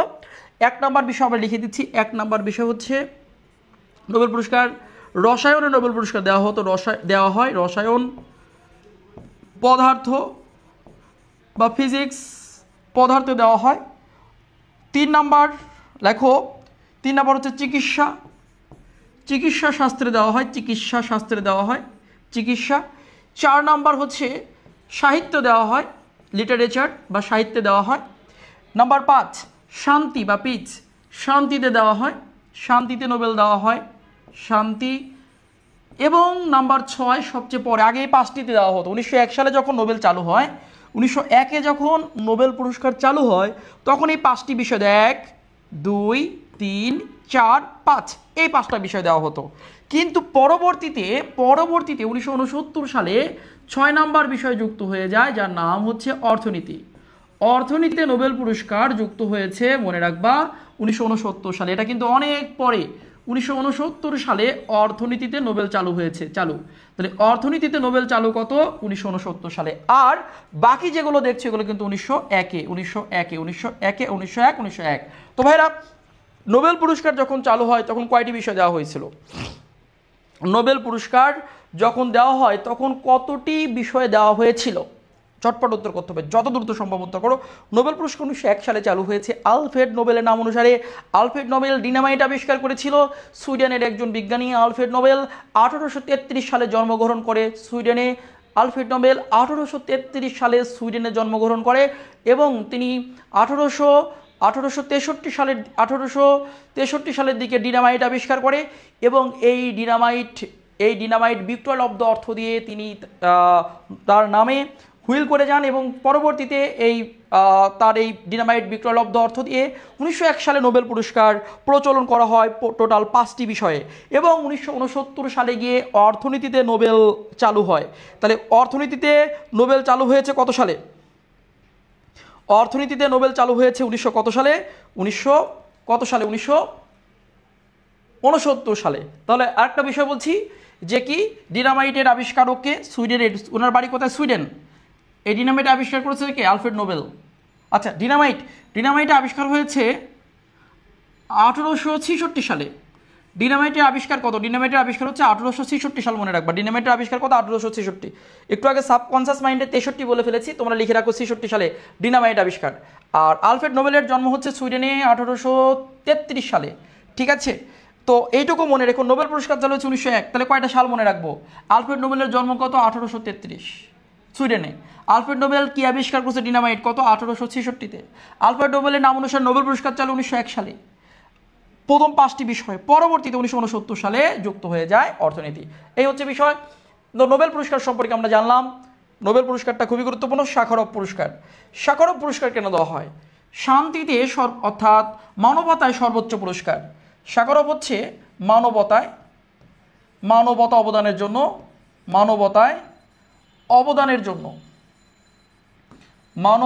অবদানের জন্য সর্বোচ্চ পুরস্কার, মনে রাখবে। এটা বিইউপিতে এসেছে রিসেন্টলি। সর্বোচ্চ পুরস্কার, মানবতায় অবদানের জন্য সর্বোচ্চ পুরস্কার। তাহলে ভাইরা, অর্থাৎ মানবতায় অবদানের জন্য সর্বোচ্চ পুরস্কার কোনটি? মানবতায় অবদানের জন্য সর্বোচ্চ পুরস্কার হচ্ছে এই শাখারভ পুরস্কার। মানবতায় অবদানের জন্য সর্বোচ্চ পুরস্কার শাখারভ। তো আমাদের নোবেল গেল, শাখারভ গেল। কান পুরস্কার চলচ্চিত্র। কান শহরটি হচ্ছে ফ্রান্সের শহর। কান কোন দেশের শহর? ফ্রান্সের। কান হচ্ছে ফ্রান্সের একটি শহর। ফ্রান্সের কি বলেছি? শহর। ফ্রান্সের শহর কান। এটি একটি চলচ্চিত্র পুরস্কার, চলচ্চিত্র অবদানের জন্য। চলচ্চিত্র অবদানের জন্য, চলচ্চিত্র অবদান। তাহলে চলচ্চিত্র অবদানের জন্য যে পুরস্কার দেওয়া হচ্ছে কান পুরস্কার। ফ্রান্সের একটি শহরের নাম হচ্ছে কান। এরপর হচ্ছে অ্যাবেল পুরস্কার। অ্যাবেল হচ্ছে উত্তর হবে। উত্তর হচ্ছে গণিতে অ্যাবেল পুরস্কার দেওয়া হয়। এটা হচ্ছে উত্তর, এটা হচ্ছে আনসার হবে অ্যাবেল পুরস্কার, মনে রাখবে। তাহলে গণিত অবদানের জন্য কোন পুরস্কার দেওয়া হয়? অ্যাবেল পুরস্কার। পুলিৎজার পুরস্কার মূলত দেওয়া হচ্ছে সাংবাদিকতা সহ আরও কিছু সেক্টর আছে। মূলত সাংবাদিকতায় অবদানের জন্য। সাংবাদিকতা কিসের জন্য? অবদান। অবদানের জন্য পুলিৎজার পুরস্কার প্রদান করা হয়। অস্কার পুরস্কার চলচ্চিত্রের সর্বশ্রেষ্ঠ পুরস্কার। অস্কার, অস্কার পুরস্কার চলচ্চিত্রের সর্বশ্রেষ্ঠ পুরস্কার, চলচ্চিত্রে সর্বশ্রেষ্ঠ পুরস্কার, সর্বশ্রেষ্ঠ পুরস্কার, চলচ্চিত্রের সর্বশ্রেষ্ঠ পুরস্কার কোনটি বলেছি? অস্কার, মনে রাখবো। চলচ্চিত্র অস্কার পুরস্কার দেওয়া হয় আমেরিকার ক্যালিফোর্নিয়া থেকে, আমেরিকার ক্যালিফোর্নিয়া থেকে, আমেরিকার ক্যালিফোর্নিয়া। কান দেওয়া হয় ফ্রান্স থেকে। অস্কার দেওয়া হয় আমেরিকার ক্যালিফোর্নিয়া থেকে, অর্থাৎ ইউএসএ থেকে দেওয়া হয়। ইউএসএর ক্যালিফোর্নিয়া অঙ্গরাজ্য আমেরিকার জনসংখ্যায় সবচেয়ে বড় অঙ্গরাজ্যের নাম ক্যালিফোর্নিয়া। আমেরিকার পশ্চিম দিকে প্রশান্ত মহাসাগর ঘেঁষে ক্যালিফোর্নিয়া অঙ্গরাজ্যটি রয়েছে, যে ক্যালিফোর্নিয়ায় বিশ্বের প্রথম এইডস শনাক্ত হয়। এইচআইভি শনাক্ত হয়েছে ক্যালিফোর্নিয়ায়। ক্যালিফোর্নিয়ায় রয়েছে হলিউড, ক্যালিফোর্নিয়াতে রয়েছে পৃথিবীর উচ্চতম বৃক্ষ রেডউড। পৃথিবীর উচ্চতম বৃক্ষ রেডউড সেই ক্যালিফোর্নিয়াতে পাওয়া যায়। রেডউড চলচ্চিত্রের আখড়াখানা, যে চলচ্চিত্র তোমরা দেখো, মুভি দেখো, হলিউড অবস্থিত ক্যালিফোর্নিয়ায়। পৃথিবীর প্রথম এইডস শনাক্ত হয়েছে ক্যালিফোর্নিয়াতে।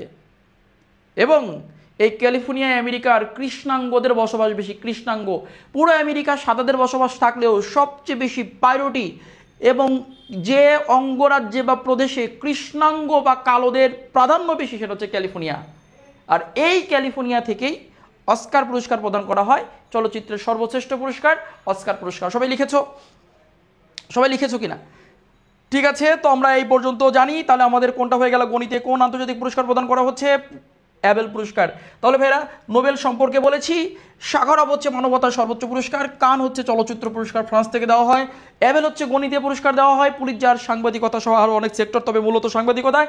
অস্কার পুরস্কার চলচ্চিত্রের সর্বশ্রেষ্ঠ পুরস্কার, যেটি আমেরিকা থেকে প্রদান করা হয়। ওকে, ঠিক আছে। তারপরে কান পুরস্কার ফ্রান্স থেকে দেওয়া হয়, এটি চলচ্চিত্রের একটি অবদানের জন্য পুরস্কার, চলচ্চিত্র অবদানের জন্য কান পুরস্কার আর অস্কার পুরস্কার, তবে সর্বশ্রেষ্ঠ কোনটা? অস্কার। এরপরে আমরা চলে যাচ্ছি নাম্বার 9, প্রশ্ন 9। আমেরিকার প্রেসিডেন্ট এর অফিস ভবনের নাম কি? এইটা যে উত্তর করতে পারবে সে একটা জিনিস। আমি তোমাদের উত্তর দেখার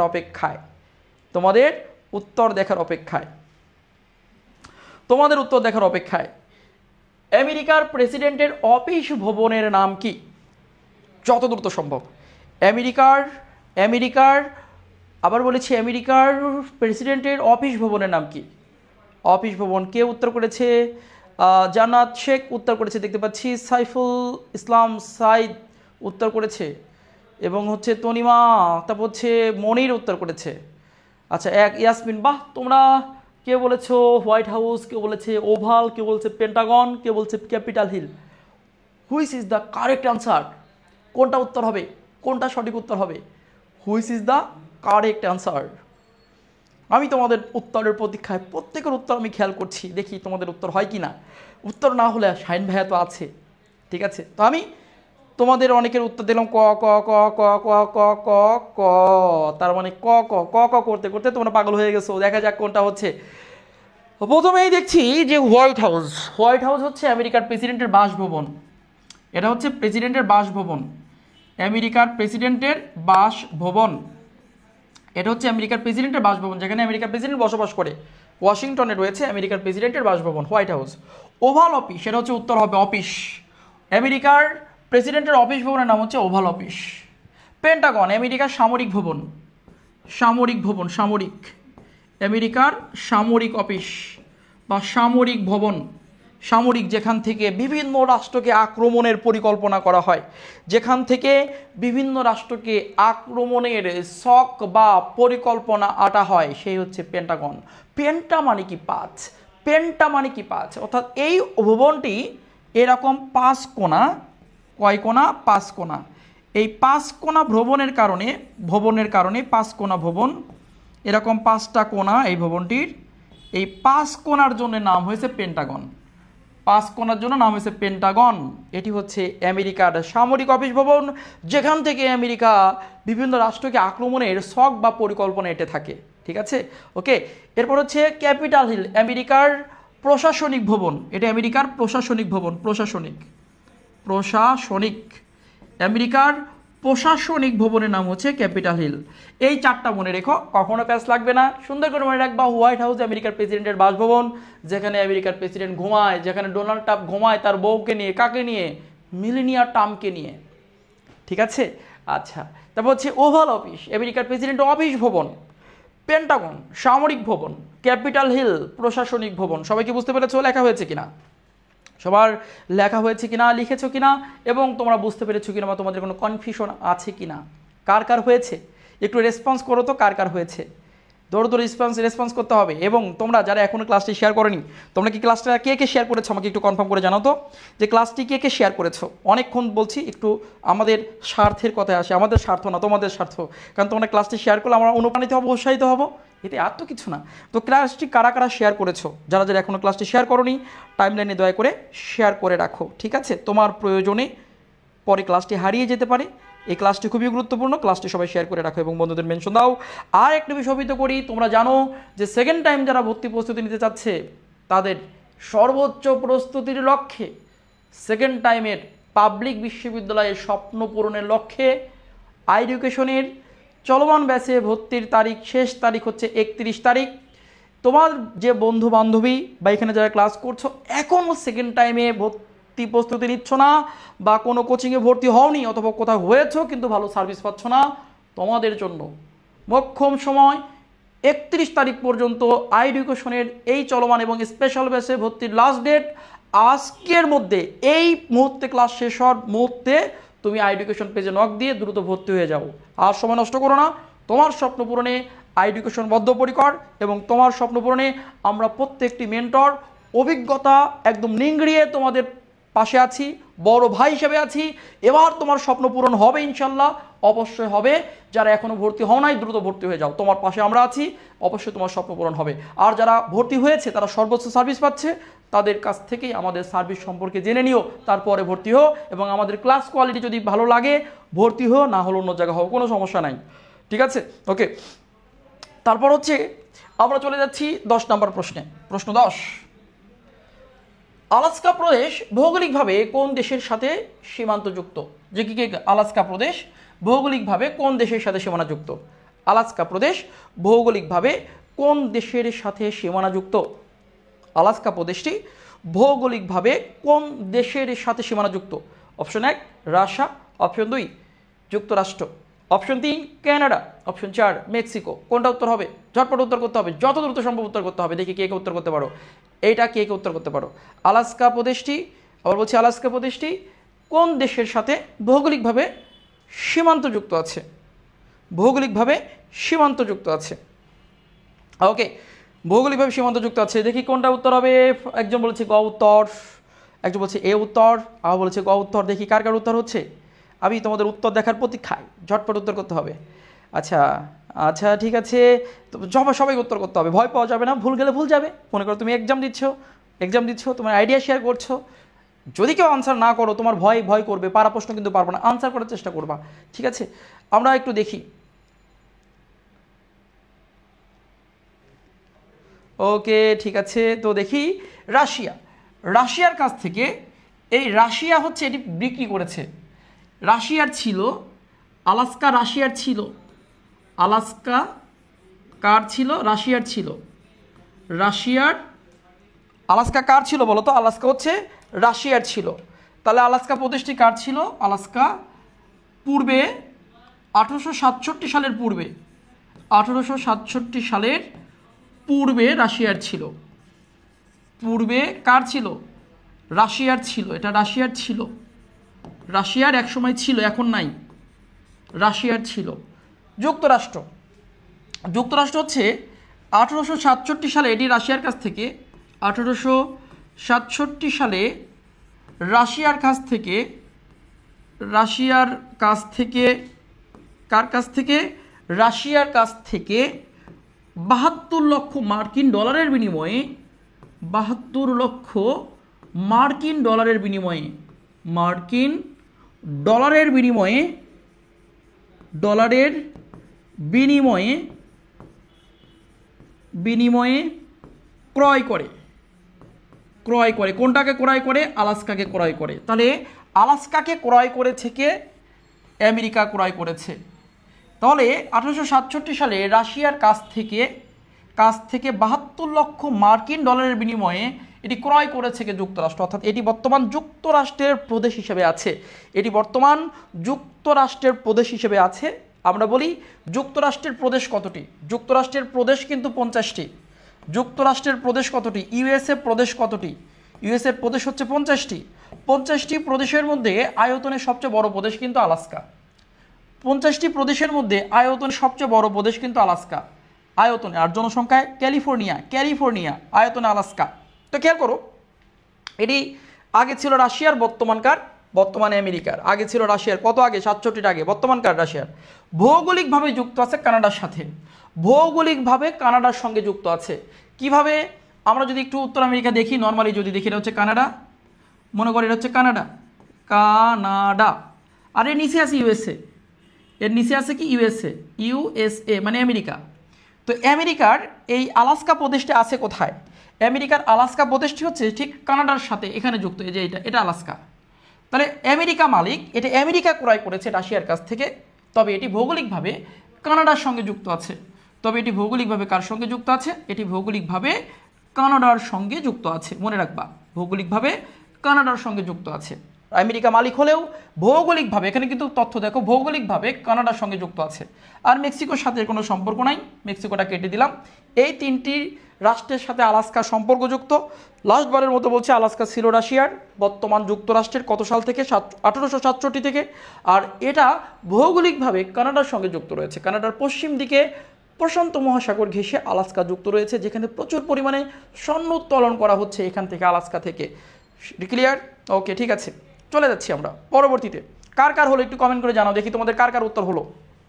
তোমাদের কার উত্তর হয়েছে কমেন্ট করে ঝটপট জানাও, তোমাদের কার উত্তরটা হয়েছে।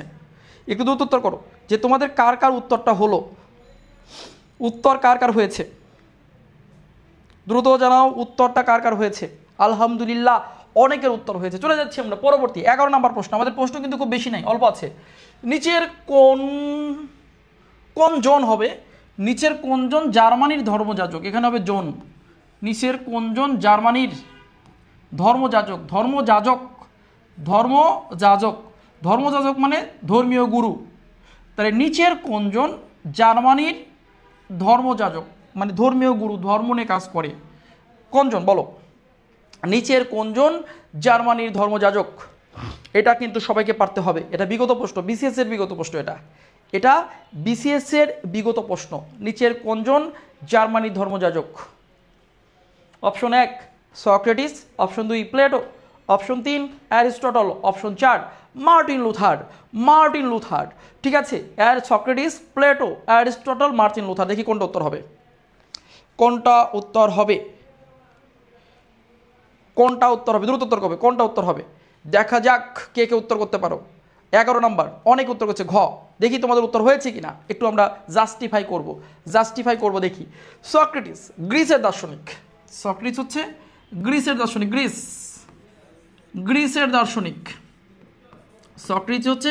গ্রিসের দার্শনিক, ফিলোসোফার। প্লেটো গ্রিসের দার্শনিক, অ্যারিস্টটল গ্রিসের দার্শনিক, মার্টিন লুথার উত্তর হবে। কোনটা উত্তর হবে? মার্টিন লুথার জার্মানির ধর্মযাজক। ওনার বাড়ি জন্ম যেহেতু ইংল্যান্ডে, মনে রাখবা, ওনার জন্ম হচ্ছে ইংল্যান্ড। জন্ম কোথায়? ইংল্যান্ড। নাগরিক জার্মানির। ওনার সম্পর্কে অনেক তথ্য আমরা ইউরোপ পড়াইতে গেলে পড়াবো। নাগরিক জার্মানির, অর্থাৎ তিনি যে দেশের নাগরিক সেই দেশের ধর্মযাজক। তাহলে খেয়াল করো যে সক্রেটিস গ্রিসের দার্শনিক, যাকে হেমলক বিষপান করিয়ে রাষ্ট্রদ্রোহের অভিযোগে গ্রিস রাজা হেমলক বিষপান করিয়ে হত্যা করেছিল সক্রেটিসকে। গ্রিস রাজা রাষ্ট্রদ্রোহের অভিযোগে নিয়ে তাকে আটক রেখে পরবর্তীতে হেমলক পাতার রস বা বিষ খাওয়িয়ে হত্যা করেছিল সক্রেটিসকে। সক্রেটিসের বিখ্যাত উক্তি নো দাই সেলফ, নিজেকে জানো কে বলেছিল? সক্রেটিস। নো দাই সেলফ, নিজেকে জানো, যাকে জ্ঞানীর পিতা বলা হয়, ফাদার অফ নলেজ, জ্ঞানীর পিতা বলা হয়। সক্রেটিস হেমলক বিষপানি করিয়ে গ্রিসের রাজা তাকে হত্যা করেছিল রাষ্ট্রদ্রোহের অভিযোগে। সক্রেটিসকে জ্ঞানীর পিতা বলা হয়। সক্রেটিসের বিখ্যাত উক্তি নো দাই সেলফ, নিজেকে জানো। গ্রিস দার্শনিক প্লেটো, প্লেটো সক্রেটিসের ছাত্র প্লেটো, যার বিখ্যাত গ্রন্থ দ্য রিপাবলিক গ্রন্থ লিখেছে প্লেটো, দ্য রিপাবলিক পরীক্ষা আসে। অ্যারিস্টটল, যার গুণের কোনো অভাব নাই। অ্যারিস্টটল রাষ্ট্রবিজ্ঞানের জনক, প্রাণীবিজ্ঞান জীববিজ্ঞানের জনক, তো থিওপিস্টাস অর্থাৎ জীববিজ্ঞানের থিওপাস্টাস, প্রাণীবিজ্ঞানের জনক অ্যারিস্টটল, রাষ্ট্রবিজ্ঞানের জনক, প্রাণীবিজ্ঞানের জনক, তর্কশাস্ত্রের জনক, তর্কশাস্ত্র বা লজিক, তাহলে রাষ্ট্রবিজ্ঞানের জনক, প্রাণীবিজ্ঞানের জনক, তর্কশাস্ত্র বা লজিক শাস্ত্রের জনক অ্যারিস্টটল, যার বিখ্যাত গ্রন্থ the politics. Okay, Martin Luther, ইংল্যান্ডে জন্ম, তিনি জার্মানির ধর্মযাজক, যিনি পোপদের, যিনি খ্রিস্টান ধর্মীয় গুরুদের, যিনি গির্জার যারা থাকে, যে পোপরা থাকে তাদের ভুল ভ্রান্তি, খ্রিস্টানদের যে তোমার হচ্ছে ধর্মীয় গ্রন্থ আছে বাইবেলের ভুল পর্যন্ত ধরে গির্জার সামনে টাঙিয়ে দেওয়া ছিল এই সেই মার্টিন লুথার, উনি কিন্তু একদম ধর্মযাজক। তাহলে ভাইয়া সক্রেটিস গ্রিসের, প্লেটো গ্রিসের, অ্যারিস্টটল গ্রিসের। অ্যারিস্টটলের বিখ্যাত গ্রন্থ দ্য পলিটিক্স, প্লেটোর বিখ্যাত গ্রন্থ দ্য রিপাবলিক। ঠিক আছে, ওকে। এখন তোমাদের একটা বিষয় বলে রাখি, সেটি হচ্ছে কখনো যদি বলে যে মার্টিন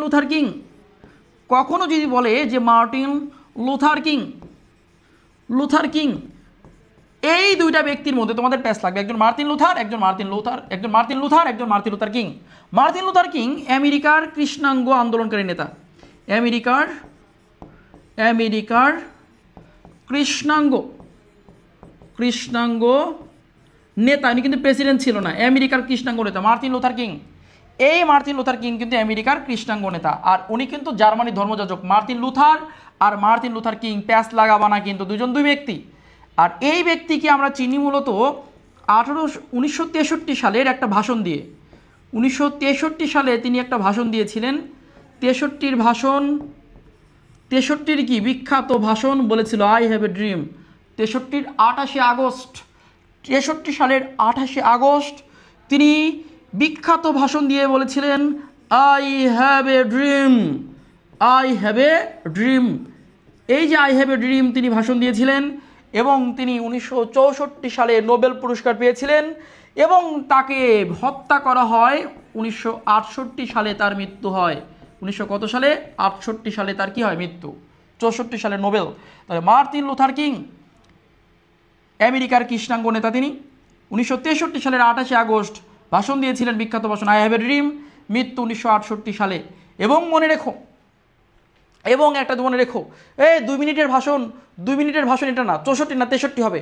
2 মিনিটের ভাষণ তোমরা যারা ভুল করছো এটা না, ইনারও 100 বছর আগে, মার্টিন লুথারের 100 বছর আগে, এর 100 বছর আগে, এর 100 বছর আগে, 100 বছর আগে, ভুল করো না ভাই, 100 বছর আগে 1863 সালে, দেখো 1863 সালে আব্রাহাম লিঙ্কন ভাষণ দিয়েছিলেন, যেটা তুমি বলছো। 63 সালে আব্রাহাম লিঙ্কন, আমেরিকার 28তম প্রেসিডেন্ট আব্রাহাম লিঙ্কন, আমেরিকার 16তম প্রেসিডেন্ট আব্রাহাম লিঙ্কন। কততম? 16তম। আব্রাহাম লিঙ্কন ভাষণ দিয়েছিল গেটিসবার্গ ভাষণ। কি ভাষণ? গেটিসবার্গ ভাষণ, পৃথিবীর বিখ্যাত ভাষণ গেটিসবার্গ ভাষণ, পৃথিবীর বিখ্যাত ভাষণ গেটিসবার্গ ভাষণ। এটি হচ্ছে পৃথিবীর বিখ্যাত ভাষণ, যে ভাষণ স্থায়ী ছিল 2 মিনিট। তোমরা যেটা বলতে চাচ্ছ, যে ভাষণ স্থায়ী ছিল 2 মিনিট, এটি হচ্ছে তার 100 বছর আগে, অর্থাৎ এই মার্টিন লুথার কিংয়ের ভাষণের 100 বছর পূর্বে 1863 সালে আমেরিকার গৃহযুদ্ধ চলাকালীন, ডিউরিং আমেরিকান সিভিল ওয়ার, আমেরিকাতে গৃহযুদ্ধ চলছিল।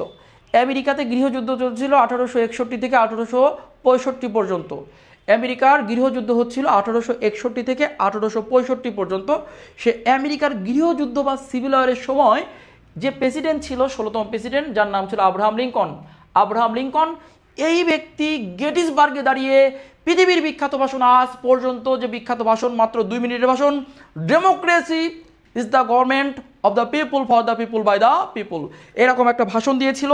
গণতন্ত্র জনগণের দ্বারা, জনগণের জন্য গণতন্ত্র, বিখ্যাত ভাষণ এই আব্রাহাম লিঙ্কনের। এই আব্রাহাম লিঙ্কনের ভাষণের 100 বছর পূর্তিতে, কত বছর? 100 বছর পূর্তিতে 1963 সালে এ আব্রাহাম লিঙ্কনের ভাষণের 100 বছর পূর্তিতে 1963 সালে ভাষণ প্রদান করলেন Martin Luther king, I have a dream. তাহলে এই দুইটা কিন্তু যোগসূত্র। এই ভাষণের গেটিসবার্গ ভাষণের 100 বছর পূর্তিতে আরেকটি ভাষণ প্রদান করে মার্টিন লুথার কিং, যার নাম হচ্ছে I have a dream. Okay, clear, কখনো ভুল করবো না, ঠিক আছে? ওকে, আমরা তাহলে চলে যাচ্ছি পরবর্তী প্রশ্ন। সবাই ক্লিয়ার? লিখে নিয়েছো কিনা? অনেক কিছু শিখতে পেরেছো কিনা? গদবাঁধা বই, গদবাঁধা তথ্য থেকে তোমরা অনেক কিছু শিখতে পারছো কিনা আমাকে একটু কমেন্ট করে জানাও তো দেখি। একবারে একটু পাম হলেও দাও, প্রচুর পাম দাও, বকা হলে দাও, খারাপ লাগলে বলো যে গদবাঁধা বই, গদবাঁধা পড়া থেকে অনেক কিছু বেশি শিখছো কিনা, নাকি কম শিখছো, নাকি শিখছো না। একটু কমেন্টের প্রয়োজন তোমাদের, একটু কমেন্ট করে জানাও তো দেখি যে ভালো কিছু শিখতে পারছো কিনা, ভালো কিছু শিখতে পারছো কিনা, বা গদবাঁধা থেকে অনেক কিছু ইউনিক জানছো কিনা, বা তোমার জ্ঞান বৃদ্ধি পাচ্ছে কিনা, বা তুমি উপকৃত হচ্ছ কিনা। একটু কমেন্ট করে সবাই একসঙ্গে কমেন্ট করে জানাও। আর যদি খারাপ লাগে সেটাও জানাও, কোনো সমস্যা নেই, ঠিক আছে? খারাপ লাগে যদি, বা যদি তোমার মনে হচ্ছে যে শুধু শুধু কষ্ট হচ্ছে, ভাইয়া কিছু পড়াচ্ছে না, অথবা যদি মনে হয় যে ভাইয়া পড়াইতে পারে না, সে বিষয়ে অভিহিত করতে পারো। আমি আরও শিখবো, আরও শিখে তোমাদের আরও পড়াবো, ঠিক আছে? শিখবো, তোমরা না বললে আমি শিখবো, আমি শিখতে প্রস্তুত, তোমাদের কাছেও শিখবো, শিখতে ভালো লাগে, ঠিক আছে? ওকে, তো আমরা চলে যাচ্ছি পরবর্তী প্রশ্নে, 12 নম্বর প্রশ্নে। প্রশ্ন 12 নম্বর প্রশ্ন হচ্ছে, নিচের কোন সংস্থাটি আগে প্রতিষ্ঠিত হয়েছে? এই টাইপের প্রশ্ন জানতে হলে সকল প্রতিষ্ঠানের প্রতিষ্ঠা সাল তোমাকে জানতে হবে। আর প্রত্যেকটা প্রতিষ্ঠানের প্রতিষ্ঠা সাল খুবই খুবই গুরুত্বপূর্ণ একটা পরীক্ষায় আসে, যে কোন প্রতিষ্ঠানটি আগে। তাহলে এই প্রশ্ন কোন সংস্থাটি আগে, আগে কোনটা পরে কোনটা, এই টাইপের একটা প্রশ্ন যদি আসে, অবশ্যই তোমাকে প্রতিটি উত্তরে, প্রতিটি অপশনের তোমাকে সাল জানতে হবে, নাহলে তুমি এই প্রশ্ন উত্তর করতে পারবে না, নাহলে তুমি এই প্রশ্নের উত্তর করতে পারবে না, ঠিক আছে? প্রতিটি প্রশ্নের তোমাকে সাল জানতে হবে যে কোনটা পরে বা আগে। আমি একটু দেখি G7 কত সালে হয়েছে, আগে তার আগে তোমরা উত্তর করো যে কোন প্রতিষ্ঠানটি আগে প্রতিষ্ঠা হয়েছে। দেখি এই প্রশ্নের উত্তর কে পারে, এই প্রশ্নের উত্তর কে পারে, কোন প্রতিষ্ঠানটি আগে প্রতিষ্ঠিত হয়েছে। এই যতগুলো আছে এখানে অলরেডি কিন্তু কয়েকজন উত্তর করে ফেলেছে। যে উত্তর করেছো সে অনেক কিছু বুঝে উত্তর করেছো। এই উত্তরটা করতে হলে তোমাকে এই যে এখানে 7টা অপশন আছে, 7টা অপশনের 7টা সংস্থার সাল জেনে তারপর তোমাকে উত্তর করতে হচ্ছে, ঠিক আছে? তো আমরা একটু দেখি যে কোনটা হবে, ঠিক আছে? ওকে ওকে, দেখো যে G7 1975, D8 1997, দেখি কোনটা আগে কোনটা পরে। 97।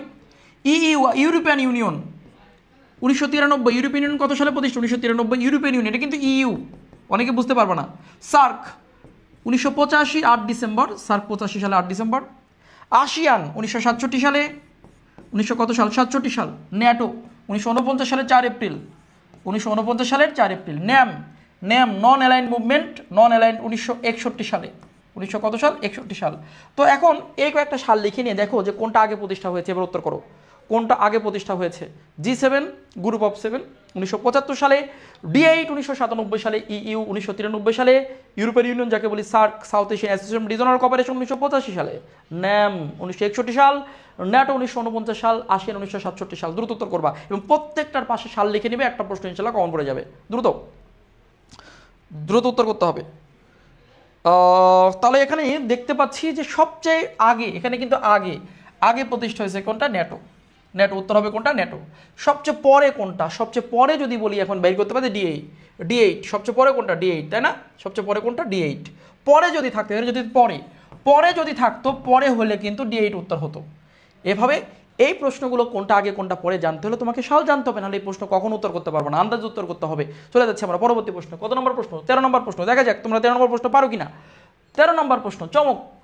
কোন সংস্থার সদর দপ্তর নেই? কোন সংস্থার সদর দপ্তর নেই? কোন সংস্থার সদর দপ্তর নেই? একটু দ্রুত উত্তর করো, সবার হয়েছে, অনেকেই পেরেছো। কোন সংস্থার সদর দপ্তর নেই? তবে এই প্রশ্নটা পারাতে আমি অনেক খুশি হয়েছি, তোমাদের অবস্থা খুবই ভালো। কোন সংস্থার সদর দপ্তর নেই? এই জায়গায় অনেকে উত্তর করছো ঘ। দেখা যাক কোনটা কোনটা হয়। কোন সংস্থার হেডকোয়ার্টার নেই? আমি তোমাদের অপশনগুলো এখানে দেখি। কোন সংস্থার সদর দপ্তর নেই? Which organisation has no headquarter? কোন সংস্থার কোনো সদর দপ্তর নেই? কোন সংস্থার কোনো সদর দপ্তর নেই? দ্রুত উত্তর করো। কোন সংস্থার কোনো সদর দপ্তর নেই? ওকে, সংস্থার সদর দপ্তর নেই। দেখি কে কে উত্তর করতে পারো ভাইরা। ডি ডি ডি ঘ ঘ ঘ। দেখা যাক দেখা যাক। আলহামদুলিল্লাহ, তোমাদের অবস্থা খুবই ভালো, খুবই ভালো। তোমরা ইনশাল্লাহ অনেক ভালো করবা। আচ্ছা, G7 গ্রুপ অফ 7, এটার সদর দপ্তর নাই, এটার নাই। G20 নাই, G20 নাই, G77 এর নাই, অর্থাৎ উত্তর সবগুলো। এর সঙ্গে আরও যুক্ত করে নাও নেম, নেমের হেডকোয়ার্টার নাই, নেম। ব্রিক্সের হেডকোয়ার্টার নাই, তবে মাঝে মাঝে আসলে সাংহাই দিতে হয়। ব্রিক্সের হেডকোয়ার্টার নাই, তবে মাঝে মাঝে আসলে সাংহাই দিতে হয়। যদি কখনো হেডকোয়ার্টার চেয়েই বসে, ব্রিক্সের একটা ব্যাংক আছে এনডিবি, নিউ ডেভেলপমেন্ট ব্যাংক, ওই এনডিবির সদর দপ্তর হচ্ছে সাংহাই উত্তর করতে হয়। কিন্তু ব্রিক্সের অ্যাকচুয়ালি হেডকোয়ার্টার নাই, তবে কখনো যদি ব্রিক্সের হেডকোয়ার্টার চেয়ে বসে, অপশনে যদি না থাকে, যদি বোঝো যে 4টা অপশনে আছে কোনো নাই দিতেই হবে একটা, তখন ব্রিক্সের একটা ব্যাংক আছে এনডিবি, নিউ ডেভেলপমেন্ট ব্যাংক, নয়া উন্নয়ন ব্যাংক, যার সদর দপ্তর চীনের সাংহাইয়ে, তখন সাংহাই উত্তর করলে হবে। ঠিক আছে, তো খেয়াল করো, G7, G20, G77 এবং ন্যাম এবং ব্রিক্স, এই 5টা সংস্থার কোনো হেডকোয়ার্টার বা সদর দপ্তর নেই, মনে রাখবা। সহজ বিষয়ে G7 জি দিয়ে, জি এবং কি ন্যাম এবং ব্রিক্স লিখেছ। এই কয়েকটা সংস্থার সদর দপ্তর নেই। সবার কি হয়েছে? আলহামদুলিল্লাহ। তাহলে এই কয়েকটা সংস্থার এদের হেডকোয়ার্টার নেই, এদের সদর দপ্তর নেই, মনে রাখবা। ঠিক আছে, হয়ে গেল আমাদের চমৎকার একটি প্রশ্ন হয়ে গেল এবং একটি টপিক হয়ে গেল। চলে যাচ্ছি আমরা পরবর্তী নাম্বার 14 নাম্বার প্রশ্ন। উত্তর করো দ্রুত। নিষিদ্ধ দেশ বলা হয় কাকে? Forbidden country. নিষিদ্ধ দেশ বলা হয় কাকে? ফরবিডেন কান্ট্রি বা নিষিদ্ধ দেশ বলা হচ্ছে কাকে? ফরবিডেন কান্ট্রি, নিষিদ্ধ দেশ বলা হচ্ছে কাকে? দেখি কে কে উত্তর করতে পারো। হ্যাঁ, রাবিতে আসছিল, উত্তর করেছিলাম সাংহাই। ঠিক আছে, যদি কখনো অপশন থাকে সাংহাই উত্তর করতে পারো, আর যদি নাই থাকে নাই উত্তর করতে হবে। প্রশ্ন হচ্ছে নিষিদ্ধ দেশ বলা হচ্ছে কাকে? Forbidden country, which country call name is or geographical, ভৌগোলিক উপনাম হচ্ছে ফরবিডেন কান্ট্রি বা নিষিদ্ধ দেশ। অপশন 1 ইতালি, ইকুয়েডর, জাপান, মিশর, থাইল্যান্ড, নরওয়ে, তিব্বত, দক্ষিণ কোরিয়া। আচ্ছা, আমরা এক পাশ থেকে লিখে দিচ্ছি। ইতালি হচ্ছে ল্যান্ড অফ মার্বেলের ল্যান্ড অফ মার্বেল বলা হয়। ইতালিকে বলা হচ্ছে ল্যান্ড অফ মার্বেল। ইতালির আরেকটা নাম আছে পৃথিবীর বুট জুতা। যা লিখি দ্রুত সুন্দর করে লিখে নাও, বুট জুতা। যে এই ক্লাসটা মিস করবে তার অবস্থা খারাপ। পৃথিবীর বুট জুতা, এটা কিন্তু জুতা, পৃথিবীর বুট জুতা। ইতালিকে বলা হচ্ছে ছিদ্রায়িত রাষ্ট্র। ইতালিকে বলা হয় ছিদ্রায়িত রাষ্ট্র। কাকে বলে? ছিদ্রায়িত রাষ্ট্র মানে কোনো স্বাধীন রাষ্ট্রের মধ্যে যখন অন্য রাষ্ট্র থাকে, আবার বলছি, কোনো স্বাধীন রাষ্ট্রের মধ্যে যখন অন্য রাষ্ট্রের অবস্থান থাকে তাকে ছিদ্রায়িত রাষ্ট্র বলে। কোনো স্বাধীন রাষ্ট্রের মধ্যে যখন অন্য স্বাধীন রাষ্ট্র থাকে তাকে ছিদ্রায়িত রাষ্ট্র বলে। যেমন ইতালির মধ্যে ভ্যাটিকান সিটি আছে, ইতালির মধ্যে সান মেরিনো আছে। ইতালি একটা রাষ্ট্র। আমরা যদি ইতালিকে একটু আঁকাই, নর্মালি যদি একটু আঁকাই, ইতালির মধ্যে একটা রাষ্ট্র আছে, এটা ইতালি মনে করো, এটা হচ্ছে ইতালি, দেখতে জুতার মতো, অর্ধেক ইউরোপে অর্ধেক ভূমধ্যসাগরে। ইতালির রাজধানী রোম, এই রোমের মধ্যে আছে ভ্যাটিকান সিটি। ইতালির রাজধানী রোমের মধ্যে আছে ভ্যাটিকান সিটি পৃথিবীর সবচেয়ে ক্ষুদ্রতম রাষ্ট্র, ভ্যাটিকান সিটি। ইতালির মধ্যে আছে সান মেরিনো রাষ্ট্র আছে, সান মেরিনো। দেখো, ইতালি নাম রাষ্ট্র ইতালি, কিন্তু এর মধ্যে রাষ্ট্র আছে আরও 2টা, একটা হচ্ছে সান মেরিনো। অন্য কালার দিয়ে বোঝাই দিচ্ছি তোমাদের জন্য সুবিধা হবে ভাইয়েরা, ঝটপট উত্তর করো এবং তোমরা একটু লিখে নাও। ইতালির মধ্যে আছে সান মেরিনো, ইতালির মধ্যে আছে ভ্যাটিকান সিটি। ইতালি স্বাধীন রাষ্ট্র, তার মধ্যে আরও 2টা রাষ্ট্র আছে। সান মেরিনো পৃথিবীর সবচেয়ে প্রাচীন রাষ্ট্র, প্রাচীন, যা 301 খ্রিস্টাব্দে গঠিত হয়েছে, 301। ভ্যাটিকান সিটি পৃথিবীর সবচেয়ে ক্ষুদ্রতম রাষ্ট্র। ভ্যাটিকান সিটি পৃথিবীর সবচেয়ে ক্ষুদ্রতম, যার আয়তন হচ্ছে 0.44 বর্গ কিলোমিটার মাত্র। 0.44 বর্গ কিলোমিটার আয়তন। পৃথিবীর সবচেয়ে ছোট রাষ্ট্র ভ্যাটিকান সিটি। 0.44, 1 না, হাফ না, 0.44 বা 0.17 বর্গ মাইল। যদি কখনো বর্গ মাইল চায়, 0.17 বর্গ মাইল। ভ্যাটিকান সিটির আয়তন 0.44 বর্গ কিলোমিটার বা 0.17 বর্গ মাইল। আর সান মেরিনো পৃথিবীর সবচেয়ে প্রাচীন রাষ্ট্র, যেটা প্রতিষ্ঠা হয়েছে 301 খ্রিস্টাব্দে।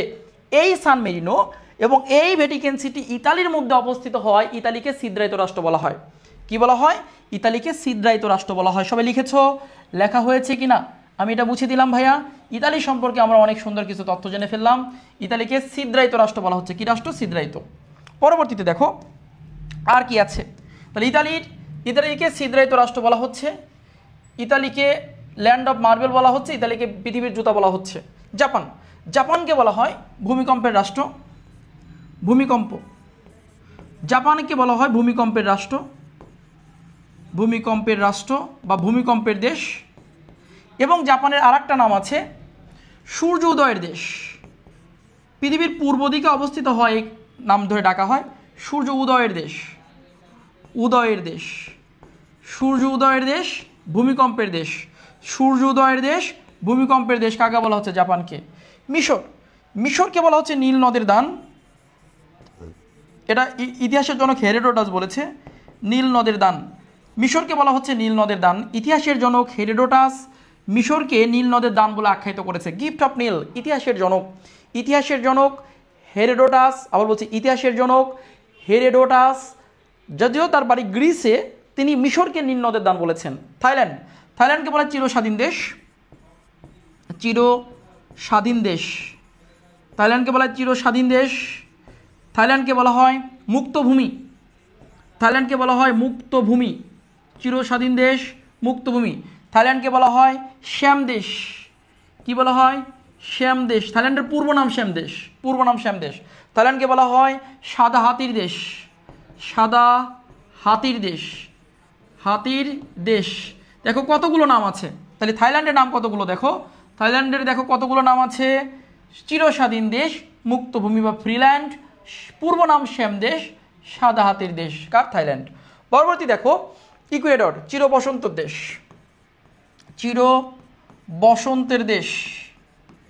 চির কিসের দেশ বলো তো? বসন্তের দেশ।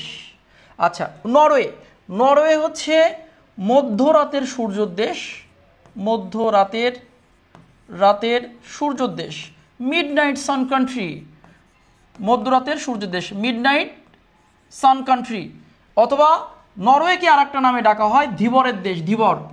ধীবরের দেশ, ধয় দীর্ঘি বড়, ধীবরের দেশ। কিসের দেশ বলা হচ্ছে? ধীবর মানে কি? মাছ শিকার করে যারা, মাছ যারা শিকার করে, সে মাছ শিকারী বা জেলেদের বলা হয় ধীবর। মাছ শিকারী। ধীবর মানে কি? ধীবর মানে কিন্তু মাছ শিকারীদের কি বলা হয় বলো তো? ধীবরের দেশ। কিসের দেশ? ধীবরের দেশ। আর মধ্যরাতের সূর্য দেশ মানে নরওয়েতে মাঝে মাঝে 20-22 ঘন্টা সূর্য থাকে। নরওয়েতে মাঝে মাঝে 20-22 ঘন্টা সূর্য থাকে। ঠিক আছে। আচ্ছা, তিব্বত হচ্ছে উত্তর হবে। নিষিদ্ধ দেশ বলা হচ্ছে তিব্বতকে। নিষিদ্ধ দেশ তিব্বত। আর তিব্বতের রাজধানী কি? লাসা। তিব্বতের রাজধানী হচ্ছে লাসাকে নিষিদ্ধ শহর বলা হয়। দক্ষিণ কোরিয়া সকালবেলার শান্তির দেশ।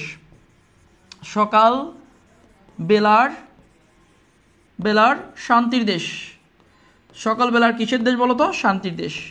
তো হয়ে গেল আমাদের একদম ভৌগোলিক উপনাম, যতগুলো পরীক্ষা আসার মতো এক স্লাইডে সব শেষ।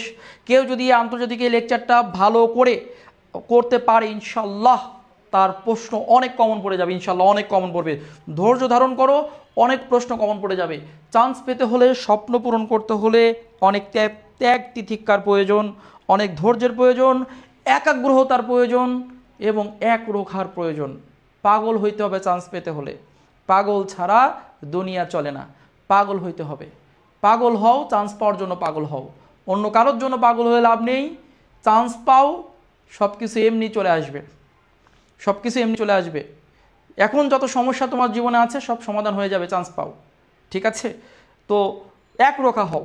তো আমরা একটু আবার রিভিউ করছি। নিষিদ্ধ দেশ বলা হচ্ছে কাকে? তিব্বতকে। তিব্বতের রাজধানী লাসা। লাসাকে বলা হয় নিষিদ্ধ শহর, ফরবিডেন সিটি, ফরবিডেন কান্ট্রি তিব্বত, ফরবিডেন সিটি, তিব্বতের রাজধানী বা ক্যাপিটাল লাসা। ইতালিকে বলা হয় ছিদ্রায়িত রাষ্ট্র। ছিদ্রায়িত কাকে বলে? যখন অন্য একটা স্বাধীন রাষ্ট্রের মধ্যে অন্য কোনো স্বাধীন রাষ্ট্র থাকে তাকে ছিদ্রায়িত রাষ্ট্র বলে। পৃথিবীর বুট জুতা বলা হয়। জুতা কাকে বলা হচ্ছে? ইতালিকে। ল্যান্ড অফ মার্বেল বলা হচ্ছে। জাপানকে বলা হচ্ছে ভূমিকম্পের দেশ। দিনে 4-5 ভূমিকম্প হয় ছোটোখাটো। সূর্য উদয়ের দেশ বলা হচ্ছে জাপানকে। মিশরকে বলা হচ্ছে নীল নদের দান, এই কথাটি বলেছে ইতিহাসের জন্য হেরোডোটাস। ইতিহাসের জন্য হেরোডোটাস। থাইল্যান্ডকে বলা হচ্ছে চিরস্বাধীন দেশ, মুক্তভূমি, শ্যাম দেশ, সাদা হাতির দেশ। চিরস্বাধীন, মুক্তভূমি, পূর্ব নাম শ্যাম দেশ, সাদা হাতির দেশ বলা হচ্ছে। ইকুয়েডরকে চির বসন্তের দেশ বলা হচ্ছে, ফর ইভার স্প্রিং কান্ট্রি। ওকে, তারপর দেখো নরওয়েকে বলা হচ্ছে মধ্যরাতের সূর্য দেশ, কারণ নরওয়ে হচ্ছে উত্তর মেরুতে অবস্থিত। এটা একদিন আমরা বোঝাবো। নরওয়ে উত্তর মেরুতে অবস্থিত, উত্তর মেরু পৃথিবীর উপর দিকে, যেখানে বছরে সূর্য থাকে না বললেই চলে 5-6-7-8 মাস। আবার এমন সময় বছরে 4-5 মাস এমন হয় সূর্য আর ডোবে না সহজে, দিন অনেক বড় হয়ে যায়, 20 ঘন্টা 22 ঘন্টা সূর্য কিরণ দেয়। যে জায়গা অন্য দেশে রাত হয়ে যায়, নরওয়েতে তখনও সূর্য জল করে জ্বলে। এই জন্য নরওয়ের এই দীর্ঘতম দিনের জন্য 20-22 ঘন্টা দিনের জন্য নরওয়েকে মধ্যরাতের সূর্যের দেশ বলা হয়। যে জায়গায় অন্য দেশে মধ্যরাত, নিশীত রাত বা নিশীত মানে রাত, সে জায়গায় নরওয়েতে সূর্য থাকে, সেজন্য মিড নাইট সান কান্ট্রি বলা হচ্ছে নরওয়েকে। তিব্বত হচ্ছে নিষিদ্ধ দেশ, দক্ষিণ কোরিয়া সকালবেলার শান্তির দেশ। হয়ে গেল আমাদের 15 নম্বর প্রশ্ন। আমাদের খুবই অল্প প্রশ্ন আছে। 15 নম্বর, মেক্সিকোর মুদ্রার নাম কি? মেক্সিকোর মুদ্রার নাম কি? দ্রুত উত্তর করতে হবে। মেক্সিকোর মুদ্রা কোনটি? What's the capital of Mexico? মেক্সিকোর মুদ্রার নাম কি? দ্রুত, মেক্সিকোর মুদ্রার নাম কি? ভ্যাটিকান সিটি কত বর্গ মাইল? 0.0 বর্গ কিলোমিটার বললে ভ্যাটিকান সিটি, বর্গ কিমি বললে এটা, আর বর্গ মাইল বললে 0.17 বর্গ মাইল। ভ্যাটিকানের আয়তন 17 বর্গ মাইল, ভ্যাটিকানের আয়তন। আর বর্গ কিলোমিটার বললে 0.44। ঠিক আছে, ওকে। চলে যাও পরবর্তীতে প্রশ্ন, যে মেক্সিকোর মুদ্রার নাম কি? What's the capital of Mexico? মেক্সিকোর মুদ্রা নাকি? মেক্সিকোর মুদ্রা হচ্ছে পেসো। মেক্সিকোর মুদ্রা কি? পেসো। আচ্ছা, পেসো মুদ্রা, পৃথিবীর কিছু রাষ্ট্রের মুদ্রা পেসো আছে, একটু লিখে নাও। অনেক রাষ্ট্র আছে, কিন্তু আমরা একটু লিখে নিই কার কার আছে। যেমন আর্জেন্টিনা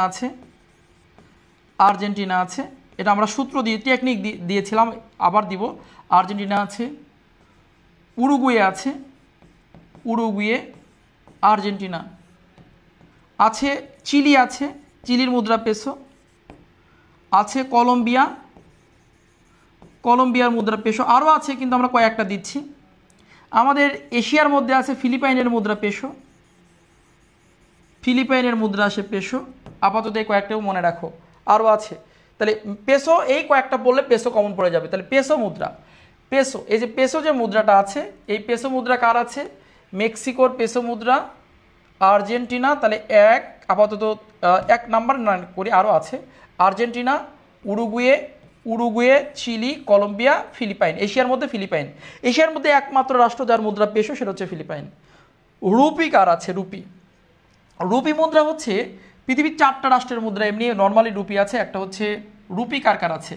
রুপি আছে ভারতের রুপি, পাকিস্তানের রুপি আছে, ভারত, পাকিস্তান, নেপাল, ভুটান না, দুঃখিত, ভুটান হচ্ছে গুলট্রাম। ভারত, পাকিস্তান, নেপাল, শ্রীলঙ্কা, ভারত, পাকিস্তান, নেপাল, শ্রীলঙ্কা, এদের মুদ্রা কিন্তু রুপি। ইউরো কার আছে? ইউরো অনেক আছে, ইউরো মুদ্রা অনেক আছে, কিন্তু আমি কয়েকটা গুরুত্বপূর্ণ লিখে দিচ্ছি।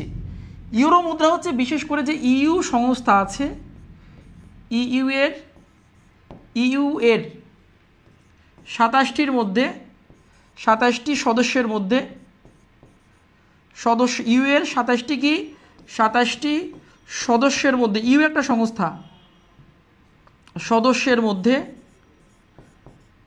27টি সদস্যের মধ্যে 20টি সদস্য, 20টির মুদ্রা ইউরো। তবে এটা আমরা একদিন টেকনিক দিব যে কোন 20টা, এছাড়া আরও কোনটা আছে ইউরো মুদ্রা। তাহলে লক্ষ্য করো যে ইউ একটা সংস্থা, ইউরোপিয়ান ইউনিয়নের 27টি সদস্যের মধ্যে, ইউরোপিয়ান ইউনিয়নের সদস্য কয়টা? 27টা। এর মধ্যে 20টি রাষ্ট্র ইউরো মুদ্রা গ্রহণ করেছে। এর মধ্যে 20টি রাষ্ট্র ইউরো মুদ্রা গ্রহণ করেছে, মনে থাকবে? ওকে।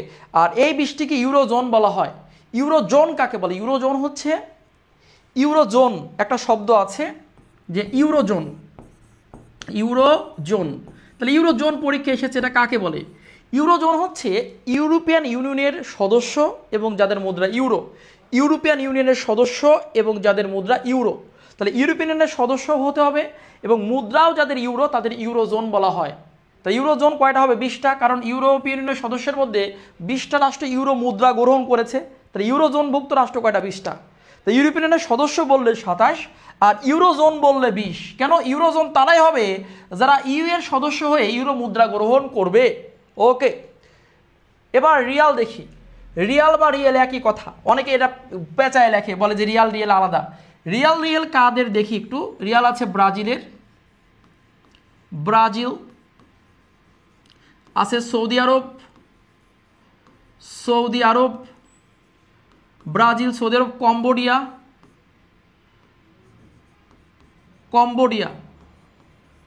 আমাদের এশিয়ার কোনটা? কম্বোডিয়া। ব্রাজিল, সৌদি আরব, কম্বোডিয়া।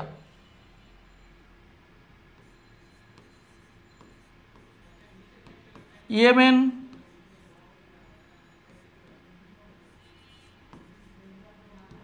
আপাতত এই কয়টা মনে রাখো। কি বলেছি? ইয়েমেন। তাহলে ব্রাজিল, সৌদি আরব, কম্বোডিয়া, ইয়েমেন। ব্রাজিল, সৌদি আরব, কম্বোডিয়া, ইয়েমেন। এ কটা মনে রাখো আপাতত। ব্রাজিল, সৌদি আরব, কম্বোডিয়া, ইয়েমেন। 6টা আছে, তার মধ্যে এই কয়েকটা মনে রাখো রিয়াল। তাহলে ব্রাজিল, সৌদি আরব, কম্বোডিয়া, ইয়েমেন। আচ্ছা, তারপর ওন কার? উত্তর কোরিয়া, দক্ষিণ কোরিয়া। উত্তর ও দক্ষিণ কোরিয়া, উত্তর ও দক্ষিণ কোরিয়ার মুদ্রা। উত্তর ও দক্ষিণ কোরিয়া, উত্তর কোরিয়া, দক্ষিণ কোরিয়া। ক্রোনা কার? ক্রোনা হচ্ছে ডেনমার্ক,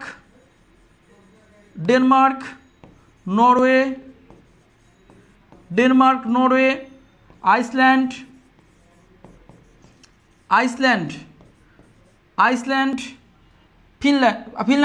ফিনল্যান্ডের ইউরো। ঠিক আছে, তাহলে হচ্ছে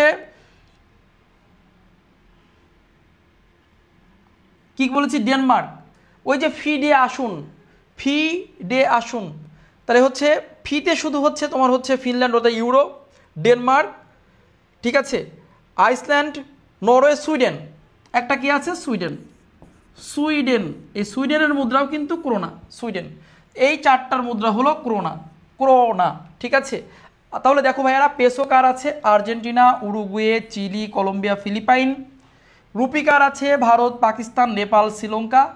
ইউরো আছে ইউরোপীয় ইউনিয়নের 27টা রাষ্ট্রের মধ্যে 20টা রাষ্ট্রের মুদ্রা ইউরো আছে। একদিন টেকনিক শিখাই দিব আমরা, আরও আছে বাহিরের, সেটা পরে বলবো। রিয়াল হচ্ছে আপাতত 6-7টা রিয়াল আছে, তার মধ্যে ব্রাজিল, সৌদি আরব, কম্বোডিয়া, ইয়েমেনটা মনে রাখো। ওন মুদ্রাটি কার? ওন বা উত্তর ও দক্ষিণ কোরিয়া। ক্রোনা হলো ডেনমার্ক, নরওয়ে, আইসল্যান্ড, সুইডেন। সবার হয়েছে কিনা? সবার হলো কিনা কমেন্ট করে জানাও। আমাদের আর মোট 5টা প্রশ্ন আছে, 5টা না 4টা আছে, 16 নম্বরে যাচ্ছি আমরা। সবার হয়ে গেলে আমরা চলে যাচ্ছি। ইংল্যান্ডের হলো স্টার্লিং পাউন্ড, ইংল্যান্ডের কি? পাউন্ড। মরক্কেরও পাউন্ড, ইংল্যান্ডের পাউন্ড, মরক্কের পাউন্ড। ঠিক আছে, পাউন্ড। ওকে, এবার চলে যাচ্ছি আমরা পরবর্তীতে। 16 নম্বর প্রশ্ন, কোনজন চিত্রকর? নিচের কোনজন চিত্রকর? আর্টিস্ট। নিচের কোনজন একজন আর্টিস্ট, চিত্রকর? কোনজন চিত্রকর? দ্রুত উত্তর করতে হবে। নিচের কোনজন একজন চিত্রকর? নিচের কোনজন একজন চিত্রকর? স্ক্যান্ডিনেভিয়ানের ফিনল্যান্ড বাদে, স্ক্যান্ডিনেভিয়ান অঞ্চলের ফিনল্যান্ড বাদে বাকি 4টা ক্রোনা। স্ক্যান্ডিনেভিয়ান অঞ্চলের, ইউরোপের যে স্ক্যান্ডিনেভিয়ান অঞ্চল আছে তার ফিনল্যান্ড বাদ দিয়ে বাকি 4টা ক্রোনা। ঠিক আছে, ওকে। তো দেখো, এরপর হচ্ছে নিচের কোনজন চিত্রকর? উত্তর হবে সালভাদর ডালি। স্পেনের। কোন দেশের? স্পেনের চিত্রকর, উনি স্পেনের চিত্রকর। এটা কিন্তু পরীক্ষা আসছে অনেকবার। স্পেনের চিত্রকর। মার্কো পোলোকে ইতালিয়ান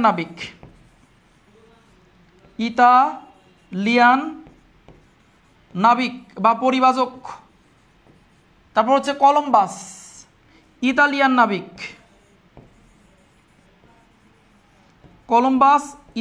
নাবিক। এদের নাম মনে রেখো। ভাস্কো দা গামা, পর্তুগিজ নাবিক।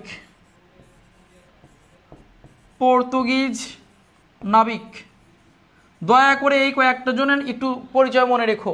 এখান থেকে একটা প্রশ্ন কমন পড়ে যায়, এখান থেকে একটা প্রশ্ন কমন পড়ে যায়, কিন্তু আমরা বাজারের কোনো বইতে কিন্তু এই বিষয়গুলো সম্পর্কে সাজানো গোছানো কিছু পাই না। তাহলে কোনজন চিত্রকর? সালভাদর ডালি একজন চিত্রকর, স্পেনের চিত্রকর। মার্কো পোলো হচ্ছে ইতালিয়ান নাবিক, কলম্বাস হচ্ছে ইতালিয়ান নাবিক, পর্তুগিজ নাবিক হচ্ছে ভাস্কো দা গামা, যিনি 1498 সালে ভারতে আসার পথ আবিষ্কার করে ইউরোপ থেকে। 1498 সালে ইনি হচ্ছে 1498 সালে ইউরোপ থেকে ভারতে আসার পথ আবিষ্কার করে। কলম্বাস আমেরিকা আবিষ্কার করে ভুল করবে 1492 সালে, তাই না? 1400 কত সালে? 92 সালে। ওকে।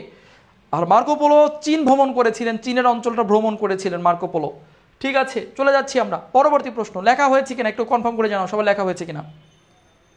মার্কো পোলো পর্যটক বা নাবিক, ওনাকে পর্যটক, মার্কো পোলোকে পর্যটকও বলা যায়, মার্কো পোলোকে নাবিকও, পর্যটক বা পরিবাজক। আমরা পর্যটক না বলে তাকে বলতে পারি পরিবাজক, পরিবাজক, পরিবাজক, যিনি চীন ভ্রমণ করেছিলেন। ইতালিয়ান নাবিক মার্কো পোলো, পরিবাজক বা পর্যটক বা নাবিক যেটাই বলো, তবে এখানে নাবিক না বলে তোমরা তাকে পরিবাজক লিখে রাখতে পারো, পরিব্রাজক। মার্কো পোলোকে কি লিখবা? পরিব্রাজক, পরিব্রাজক এটা লিখতে পারো, পরিব্রাজক, এই যে এই শব্দটা একই। ওকে, পরবর্তী চলে যাচ্ছে আমরা পরবর্তী প্রশ্ন 17। জাভা কিসের নাম? জাভা, জাভা কিসের নাম? এটা কে কে কে পারবা দেখি। জাভা কিসের নাম? আমরা কিন্তু শেষ পর্যায়ে চলে এসেছি। জাভা কিসের নাম? জাভা, জাভা কিসের নাম? আমাদের কিন্তু আর মাত্র এটার বাদে কিন্তু আর দুই তিনটা প্রশ্ন আছে। জাভা কিসের নাম? জাভা কিসের নাম? দ্রুত উত্তর করতে হবে। জাভা কিসের নাম? জাভা, জাভা হচ্ছে, জাভা কিসের নাম? তোমরা ঝগড়া করো না, স্পেনের নাগরিক। জি জি জি জি। জাভা কিসের নাম? 17 নম্বর প্রশ্ন। জাভা কিসের নাম বলেছে? জাভা সাগর, একজন বলছে প্রাচীন মানব কম্পিউটার ভাষা। জাভা কিসের নাম? একজন বলছে খ, বেশিরভাগ এ খ। ঠিক আছে, এ খ। জাভা কিসের নাম? ঠিক আছে, জাভা কিসের নাম? জাভা, জাভা, জাভা হচ্ছে সবগুলো উত্তর হবে। জাভা একটা প্রাচীন মানবের নাম, প্রাচীন মানব। জাভা হলো কম্পিউটার ভাষার নাম, কম্পিউটার ল্যাঙ্গুয়েজের নাম। জাভা হলো ইন্দোনেশিয়ার একটা সাগর। জাভা সাগর কোথায় আছে? জাভা সাগর আছে ইন্দোনেশিয়াতে আছে, জাভা সাগর আছে ইন্দোনেশিয়াতে, ইন্দোনেশিয়া। তাহলে জাভা দেখো, জাভা প্রাচীন মানব, প্রাচীন মানবের নাম জাভা, যেটা জাভা প্রদেশে পাওয়া গিয়েছে। জাভা একটা প্রদেশের নামও, জাভা কিন্তু একটা প্রদেশ। আবার এখানে আর একটা লিখে রাখতে পারো, জাভা কিন্তু একটা ইন্দোনেশিয়ার প্রদেশ। কোন দেশের প্রদেশ? জাভা প্রদেশ কোন দেশে আছে? ইন্দোনেশিয়া, ইন্দোনেশিয়া, জাভা প্রদেশ। ঠিক আছে, তাহলে জাভা হয় প্রাচীন মানব, জাভা হয় কম্পিউটার ভাষা, জাভা একটি সাগর ইন্দোনেশিয়ার, আবার জাভা হলো একটা প্রদেশে বটে। ঠিক আছে, মনে রাখবা। তাহলে জাভা থেকে জানলাম আমরা জাভা কিন্তু একটা ইউনিক প্রশ্ন, যা কোথাও খুঁজে পাবা না, কোথাও খুঁজে পাবা না, ইউনিক প্রশ্ন কোথাও খুঁজে পাবা না। একটা বইতে যদি এত সুন্দর করে দেখায় দিতে পারো যে জাভা এতগুলোর নাম দেখায় দিবা, বাজারে যতগুলো বই আছে, হয়তো কেউ দেখলে পরে বইতে উঠাবে, বইতে উঠাবে, কিন্তু কোনো বইতে আপাতত এই মুহূর্ত পর্যন্ত নাই। ঠিক আছে, ওকে, চলে যাচ্ছি আমরা পরবর্তীতে প্রশ্ন। প্রশ্ন 18। কোনটি স্থলবেষ্টিত রাষ্ট্র? স্থলবেষ্টিত, স্থলবেষ্টিত বা এটাকে বলে ভূবেষ্টিত, ভূবেষ্টিত, স্থলবেষ্টিত বা বলা হয় ভূবেষ্টিত, বা এর অপর নাম ল্যান্ডলকড, ল্যান্ডলকড, ল্যান্ডলকড। ভূবেষ্টিত, স্থলবেষ্টিত বা ল্যান্ডলকড একই কথা। এখন এইটা কাকে বলে ভাই? এই ভূবেষ্টিত, স্থলবেষ্টিত বা ল্যান্ডলক কাকে বলে? এটা হচ্ছে যে সকল রাষ্ট্র, যদি আমরা একটু সংজ্ঞা লিখি, যে সকল রাষ্ট্র চারপাশে, যে সকল রাষ্ট্র চারপাশে, চারপাশে অন্য রাষ্ট্র, অন্যান্য রাষ্ট্রের সীমানা দ্বারা বদ্ধ থাকে, অন্যান্য রাষ্ট্রের সীমানা দ্বারা আবদ্ধ থাকে বা আটকানো থাকে বা আবদ্ধ থাকে, আবদ্ধ তো বোঝো, আবদ্ধ থাকে, তাকে ভূবেষ্টিত বা স্থলবেষ্টিত বা ল্যান্ডলক বলে। যে সকল রাষ্ট্র চারপাশে অন্য রাষ্ট্রের সীমানা দ্বারা, যে সকল রাষ্ট্রের চারপাশে, এভাবে লিখি, যে সকল রাষ্ট্রের চারপাশে অন্যান্য রাষ্ট্রের সীমানা দ্বারা আবদ্ধ থাকে, তাকে ল্যান্ডলকড বা স্থলবেষ্টিত, অর্থাৎ এমন একটি রাষ্ট্র মনে করতে চারপাশে অন্য রাষ্ট্র সীমানা দ্বারা আটকানো, যেমন একটু আগে পড়লাম আমরা ভ্যাটিকান সিটি, সান মেরিনো পড়লাম, ইতালির মধ্যে মানে ইতালি দ্বারা আটকানো, চারপাশে অন্য রাষ্ট্রের সীমানা। অন্যভাবে বলা যায় অর্থাৎ যে রাষ্ট্রগুলোর সাথে কোনো সমুদ্রের সংযোগ নেই, কোনো সমুদ্রের কি নাই, সংযোগ নেই। কেমনে থাকবে সংযোগ থাকার তো ওয়ে নাই, কারণ চারপাশে তো অন্য রাষ্ট্রের সীমানা দ্বারা আটকানো। যে সকল রাষ্ট্রগুলো চারপাশে অন্য রাষ্ট্রের সীমানা দ্বারা আটকানো তাকে ল্যান্ডলক ইংরেজি শব্দ।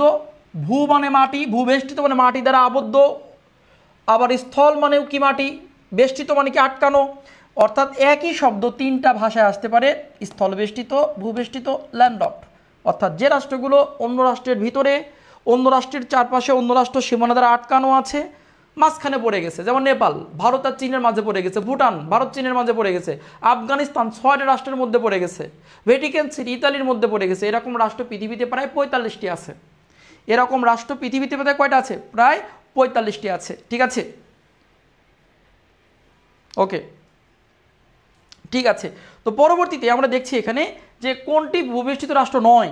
ভূবেষ্টিত রাষ্ট্র নয় হচ্ছে নিউজিল্যান্ড। কোনটা উত্তর? নিউজিল্যান্ড। কারণ নিউজিল্যান্ড কেন ভূবেষ্টিত? নিউজিল্যান্ড প্রশান্ত মহাসাগরে, এটি প্রশান্ত মহাসাগরে। ল্যান্ডলক কেন হবে?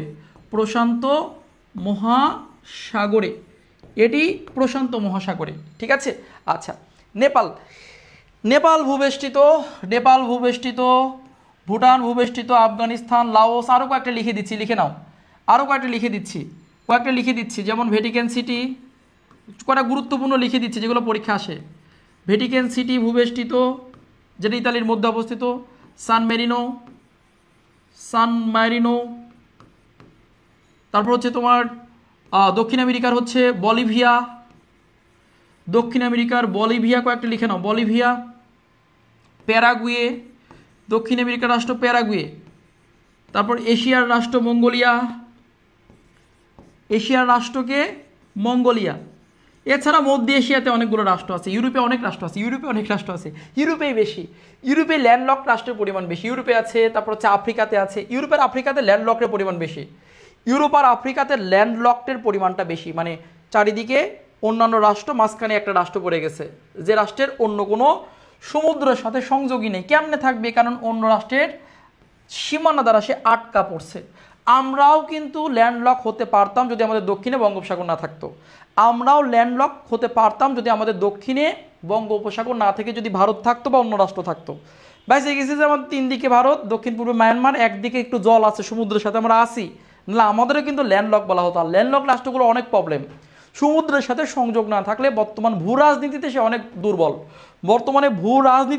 দুর্বল। আর এসব রাষ্ট্রে কোনো সমুদ্র বন্দর নাই।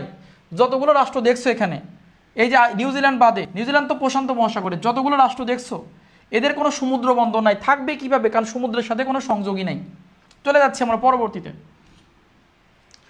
কোন সংস্থা সর্বোচ্চবার নোবেল পুরস্কার লাভ করে? এটা রেড ক্রস হবে, এটা কিন্তু রেড ক্রস, এটা কি হবে? রেড ক্রস হবে, রেড ক্রস। ঠিক আছে, ওটা রেড ক্রস দিছে, রেড ক্রস হবে। আচ্ছা বলো, কোন সংস্থাটি সর্বোচ্চবার নোবেল পুরস্কার লাভ করে? কোন সংস্থাটি সর্বোচ্চবার নোবেল পুরস্কার লাভ করেছে? দ্রুত উত্তর করতে হবে। কোন সংস্থাটি সর্বোচ্চবার নোবেল পুরস্কার লাভ করেছে? কোন সংস্থাটি সর্বোচ্চবার নোবেল পুরস্কার লাভ করে? দ্রুত, কোন সংস্থাটি সর্বোচ্চবার নোবেল পুরস্কার লাভ করেছে? Red Cross. কোনটা? Red Cross. উত্তর হবে রেড ক্রস। আমি বাংলায় লিখে দিচ্ছি, রেড ক্রস। এই সংস্থাটি সর্বোচ্চবার নোবেল পুরস্কার পেয়েছে। কত সালে পেয়েছে? এই সংস্থাটি 3বার নোবেল পায়। কতবার? 3বার নোবেল পেয়েছে শান্তিতে। 3বার নোবেল পায় কিসের? শান্তিতে নোবেল পেয়েছে 3বার। কত সালে পেয়েছে? 1917 সালে প্রথম বিশ্বযুদ্ধের সময়, 1944 সালে দ্বিতীয় বিশ্বযুদ্ধের সময়, 1963 সালে আফ্রিকার দ্বন্দ্বের সময়, 1963 সালে। 3বার নোবেল পুরস্কার পেয়েছে রেড ক্রস, কতবার? 3বার নোবেল পুরস্কার পেয়েছে। আইএলও পেয়েছে 1বার, আইএলও নোবেল পেয়েছে 1969 সালে পেয়েছে নোবেল। আইএলও 1969 সালে নোবেল পায় শান্তিতে, 69 সালে, 1969 সালে আইএলও নোবেল পুরস্কার পেয়েছে। ইউএনএইচসিআর পেয়েছে 2বার, কতবার নোবেল পাইছে? 2বার। 2বার কত কত সাল? 2বার হচ্ছে, একবার হচ্ছে 1954 সাল, একবার হচ্ছে 1981 সাল। এই ইউএনএইচসিআর 2বার পেয়েছে, 2বার। WFP world food programme, world কি বলেছি? Food programme. WFP মানে ওয়ার্ল্ড ফুড প্রোগ্রাম, এটা 1বার পেয়েছে, 1বার। এটা পেয়েছে হলো 2020 সালে, করোনার মধ্যে পেয়েছে। এটা করোনার মধ্যে পেয়েছে। কখন পেয়েছে? করোনার মধ্যে পেয়েছে। এই হচ্ছে নোবেল পুরস্কারপ্রাপ্ত আরও সংস্থা আছে। এবং সর্বশেষ নিয়ান হিদানকিও পেল, জাপানের একটি পরমাণু নিষিদ্ধকরণের বা সচেতন করার জন্য একটা সংস্থা। নিয়ান হিদানকিও 2024 সালে পরমাণু ইস্যুর জন্য, পরমাণু বন্ধ করার জন্য, পুরো বিশ্বব্যাপী কাজ করার জন্য জাপানের একটি সংস্থা নিহান হিদানকিও জাপানের সংস্থা 1956 সালে প্রতিষ্ঠিত হয়েছে। 1956 সালের প্রতিষ্ঠিত হয় একটি প্রতিষ্ঠান নিহান হিদানকিও 24 সালে নোবেল পুরস্কার পেয়ে গেছে। ইউরোপিয়ান ইউনিয়ন পেয়েছে 2012 সালে। ইউরোপিয়ান ইউনিয়ন কত সালে পেয়েছে? 2012 সালে পেয়েছে। ইউ পেয়েছে 12তে, অর্থনীতিতে পেয়েছে। তো এই হচ্ছে বিষয়। তাহলে আইএলও লক্ষ্য করো, রেড ক্রস পেয়েছে 3বার, 1917 সাল, 1944 সাল, 1963 সাল। এরপর দেখছি আমরা আইএলও পেয়েছে 1বার, কতবার পেয়েছে? 1বার পেয়েছে, 1969 সাল। ইউএনএইচসিআর প্রতিষ্ঠা হয়েছে 1950 সালে, নোবেল পুরস্কার পেয়েছে 2বার, 54 প্রতিষ্ঠার পরপরই, 54 এবং 81। WFP ওয়ার্ল্ড ফুড প্রোগ্রাম, করোনার মধ্যে খাদ্য সরবরাহ করার জন্য, বিশ্বব্যাপী খাদ্য অবদান রাখার জন্য WFP ওয়ার্ল্ড ফুড প্রোগ্রাম, যার সদর ইতালিতে আছে, 2020 সালে নোবেল পুরস্কার পেয়ে গেল। এবং 2024 সালে নোবেল পুরস্কার পেয়েছে জাপানের সংস্থা নিয়ান হিদানকিও। মনে থাকবে? ওকে, ঠিক আছে। তো ঠিক আছে, চলে যাচ্ছে আমরা পরবর্তী লাস্ট প্রশ্ন। লাস্ট প্রশ্ন, সবাই রেডি আছো? সর্বশেষ আলহামদুলিল্লাহ একদম পুরো বিশ্বকে টেনে আনার চেষ্টা করেছি যতটুকু সম্ভব। 20টা প্রশ্নের মাধ্যমে বিশ্বের আন্তর্জাতিকের এরকম যদি 5টা ক্লাস করতে পারো গুরুত্বপূর্ণ, তোমাকে ওই আবল তাবল জিনিস পড়তে হবে না। 5টা ক্লাস যদি এরকম করে যে গুরুত্বপূর্ণ প্রশ্নগুলো প্র্যাকটিস করতে পারো, পুরো আন্তর্জাতিক তোমার মাথায় চলে আসবে যদি একটু পরিশ্রম করতে পারো। আবল তাবল প্রশ্ন, সবগুলো বাছাই করা প্রশ্ন, আসার মতো প্রশ্ন। চলে যাচ্ছি আমি লাস্ট প্রশ্নে, সর্বশেষ প্রশ্ন, দেখি কে উত্তর করতে পারে। আন্তর্জাতিক আদিবাসী দিবস পালিত হয় কবে? আন্তর্জাতিক আদিবাসী দিবস পালিত হয় কবে? দেখি উত্তর করো। আন্তর্জাতিক আদিবাসী দিবস কত সালে পালিত হয়? আন্তর্জাতিক আদিবাসী দিবস কত সালে পালিত হয়? লাস্ট কোশ্চেন, দেখি কে কে উত্তর করতে পারো। তোমাদের অপেক্ষায়, তোমাদের প্রতীক্ষায়, তোমাদের প্রশ্ন উত্তর দেখার অপেক্ষায় আছি যে আমার ছোট ভাই ও বোনেরা পারে কি না। 20 নম্বর হচ্ছে বলেছে ঘ নাম্বার, বিশ্ব আদিবাসী দিবস, ঘ নাম্বার বলেছে। দেখি কে কে উত্তর করতে পারো, সবাই একসঙ্গে। আচ্ছা, 10 ডিসেম্বর বলেছে একজন, দেন হচ্ছে 9 আগস্ট, এবং দেখি, আচ্ছা ঠিক আছে আমি বলে দিচ্ছি, 24 অক্টোবর জাতিসংঘ দিবস। জাতিসংঘ দিবস 24 অক্টোবর। 10 ডিসেম্বর মানবাধিকার দিবস। 10 ডিসেম্বর কি দিবস বলো তো? মানবাধিকার দিবস। 5 অক্টোবর বিশ্ব শিক্ষক দিবস, তবে জাতীয় শিক্ষক দিবস 19 জানুয়ারি। বিশ্ব শিক্ষক দিবস 5 অক্টোবর বিশ্ব শিক্ষক দিবস, তবে জাতীয় শিক্ষক দিবস হচ্ছে 19 জানুয়ারি। 11 জুলাই বিশ্ব জনসংখ্যা দিবস। 11 জুলাই বিশ্ব জনসংখ্যা দিবস, মনে রাখবা, বিশ্ব জনসংখ্যা দিবস। 8 সেপ্টেম্বর বিশ্ব সাক্ষরতা দিবস।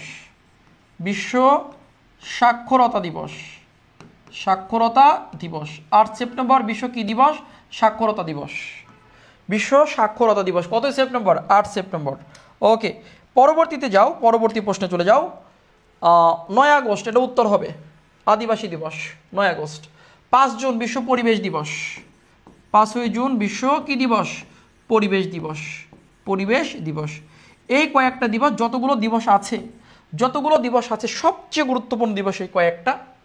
24 অক্টোবর জাতিসংঘ দিবস, 10 ডিসেম্বর মানবাধিকার দিবস, 5 অক্টোবর বিশ্ব শিক্ষক দিবস, 11 জুলাই বিশ্ব জনসংখ্যা দিবস, 8 সেপ্টেম্বর বিশ্ব সাক্ষরতা দিবস, 9 আগস্ট বিশ্ব আদিবাসী দিবস, 5ই জুন বিশ্ব পরিবেশ দিবস। আরও অনেক দিবস আছে, আপাতত তোমরা এই কয়েকটি দিবস মনে রাখো। একদিনে তো আর সব শেষ করার প্রয়োজন নেই, তবে গুরুত্বপূর্ণ বিবেচনায় অনেক প্রশ্ন উঠে এসেছে, প্রশ্ন 20টা, কিন্তু আমাদের মনে হয় প্রশ্ন 1000 পার হয়ে গেছে, তাই না? 1000 মনে হয় পার হয়ে গেছে। আলহামদুলিল্লাহ, আলহামদুলিল্লাহ, আল্লাহ সুস্থভাবে ব্রেন সুস্থ রেখে তোমাদের জন্য আল্লাহ তাআলা এই ব্রেন শার্প রেখে পরিষ্কার পরিচ্ছন্ন রেখে নির্ভুলভাবে এই প্রায় 2 ঘন্টার ক্লাস 20টা প্রশ্নের মাধ্যমে আন্তর্জাতিকের অনেক মোস্ট ইম্পর্টেন্ট প্রশ্নগুলো আমাদের উঠে এসেছে। আশা করি তোমরা সর্বোচ্চ ফলপ্রসূ হয়েছ। এই জন্য আমরা প্রথমেই কৃতজ্ঞতা জানাই মহান আল্লাহ তাআলার কাছে। এরপরে আমরা কৃতজ্ঞ থাকবো আই এডুকেশনের কাছে, যে আই এডুকেশন তোমাদের এবং আমার মাঝে এত সুন্দর একটি ক্লাসের ব্যবস্থা করে দিয়েছে। না হলে তো আমরা পড়াইতে পারতাম না। অনেক কৃতজ্ঞ আমরা আই এডুকেশনের কাছে। আই এডুকেশনের প্রতি অনেক কৃতজ্ঞ একজন আমি শিক্ষক হিসেবে, এবং তোমরাও কৃতজ্ঞ থাকো একজন স্টুডেন্ট হিসেবে।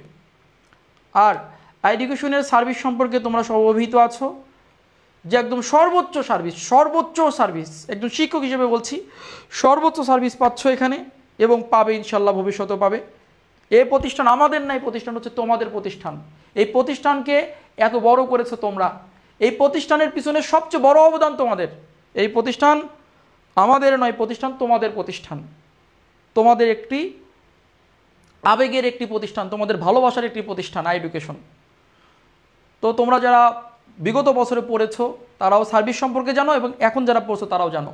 আর যারা এখনও ভর্তি হওনি, চোখ বন্ধ করে নির্দ্বিধায় নিশ্চিন্তে এমন কম্বিনেশন এবং এমন অভিজ্ঞ সম্পন্ন টিচার অন্য কোনো প্ল্যাটফর্মে পাবা কি না জানি না, যদি পেয়ে থাকো ভর্তি হয়ে যাও, সেখানে অবশ্যই ভর্তি হয়ে যাও, অনেক ভালো হবে।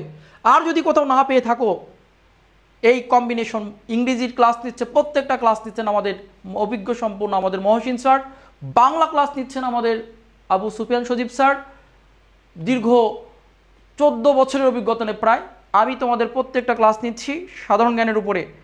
একটা কোচিংয়ে অন্য কোচিংয়ে ভর্তি হতে গেলে, আমি কারো দুর্নাম করবো না, ভর্তি হতে গেলে দেখা যাচ্ছে একটা সাবজেক্ট হলে একটু দুর্বল হয়, একটা সাবজেক্টে একটা টিচার দুর্বল হলে চান্স না পাওয়ার জন্য যথেষ্ট। কিন্তু এমন একটি প্রতিষ্ঠান যে কোনো টিচার তোমার উইক পয়েন্ট নেই, সর্বোচ্চ ইফোর্ট দেবে, সর্বোচ্চ জানে, সর্বোচ্চ অভিজ্ঞ সম্পন্ন এবং সর্বোচ্চ সফলতা আছে এদের। ঢাকা বিশ্ববিদ্যালয় সহ অন্য বিশ্ববিদ্যালয়ে ফার্স্ট সেকেন্ড থার্ড এদের হাত ধরে হয়।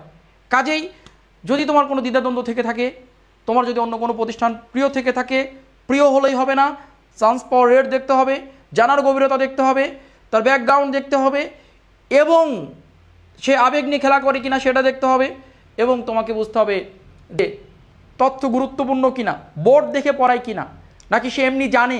বোর্ড দেখে পড়ানো আর এমনি জানার মধ্যে অনেক পার্থক্য আছে বর্তমান যুগে। এই বিষয়টা তোমরা অবশ্যই অনলাইনে খেয়াল করবা, যে বোর্ড দেখে পড়ায় কিনা, স্লাইড দেখে পড়াচ্ছি কিনা, অ্যাকচুয়ালি সে নিজে জানে কিনা, এগুলো সব ভালো করে খেয়াল করে তারপরে ভর্তি হবা। তোমাদের বলছি, যারা এখনও সেকেন্ড টাইম ভর্তি হওয়া নাই অথবা যারা ফার্স্ট টাইমে ভর্তি হবা, এডুকেশনকে প্রথম চয়েসে রাখতে পারো। এবং যারা সেকেন্ড টাইমে আছো তোমাদের জন্য বলছি, আমাদের ভর্তি ডেট কিন্তু 31 জুলাই শেষ হতে চলছে। সেকেন্ড টাইম চলমান ব্যাচে 31 জুলাই ভর্তি শেষ হতে চলছে। তোমরা যারা এখনও ভর্তি হও নাই তারা দ্রুত এডুকেশন পেজে অথবা যে কমেন্টে দেখো একটা নাম্বার দেওয়া আছে, সেখানে যোগাযোগ করে দ্রুত ভর্তি হয়ে যাও। তোমাদের স্বপ্ন পূরণে আমরা সর্বোচ্চ পরিশ্রম করব। তোমার স্বপ্ন মানে আমাদের স্বপ্ন, তোমার স্বপ্ন মানে এডুকেশনের স্বপ্ন, তোমার স্বপ্ন মানে তোমার বাবা মার স্বপ্ন, দেশের স্বপ্ন। আর এত বড় স্বপ্ন আমরা যাতে ভেঙে না যায়, আমাদের দ্বারা যাতে তোমার ভেঙে না যায়, তোমার দ্বারা যাতে ভেঙে না যায়, আমরা সর্বদা খেয়াল রাখবো। সর্বশেষ পর্যন্ত তোমাদের পাশে আছি ইনশাল্লাহ। এবার বিজয় হবেই, পাবলিক বিশ্ববিদ্যালয়ের চান্স হবেই, সেই প্রত্যাশায়, সেই আকাঙ্ক্ষায়, সেই আশায় আজ আমি আজকের এই ক্লাসটি এখানে শেষ করতে চাচ্ছি। তোমাদের জন্য অন্তঃস্থল থেকে দোয়া ও ভালোবাসা থাকলো, আমাদের জন্য দোয়া ও ভালোবাসা রেখো। তো অবশ্যই ভালো করে পড়ালেখা করো, স্বপ্ন পূরণে বদ্ধপরিকর হও, পরিশ্রম করো, সর্বোচ্চ ধর্ম পালন করো। সবার সুস্বাস্থ্য কামনা করে আজকের এই ক্লাসটি এখানে শেষ করছি। আবার দেখা হবে ইনশাল্লাহ। আসসালামু আলাইকুম।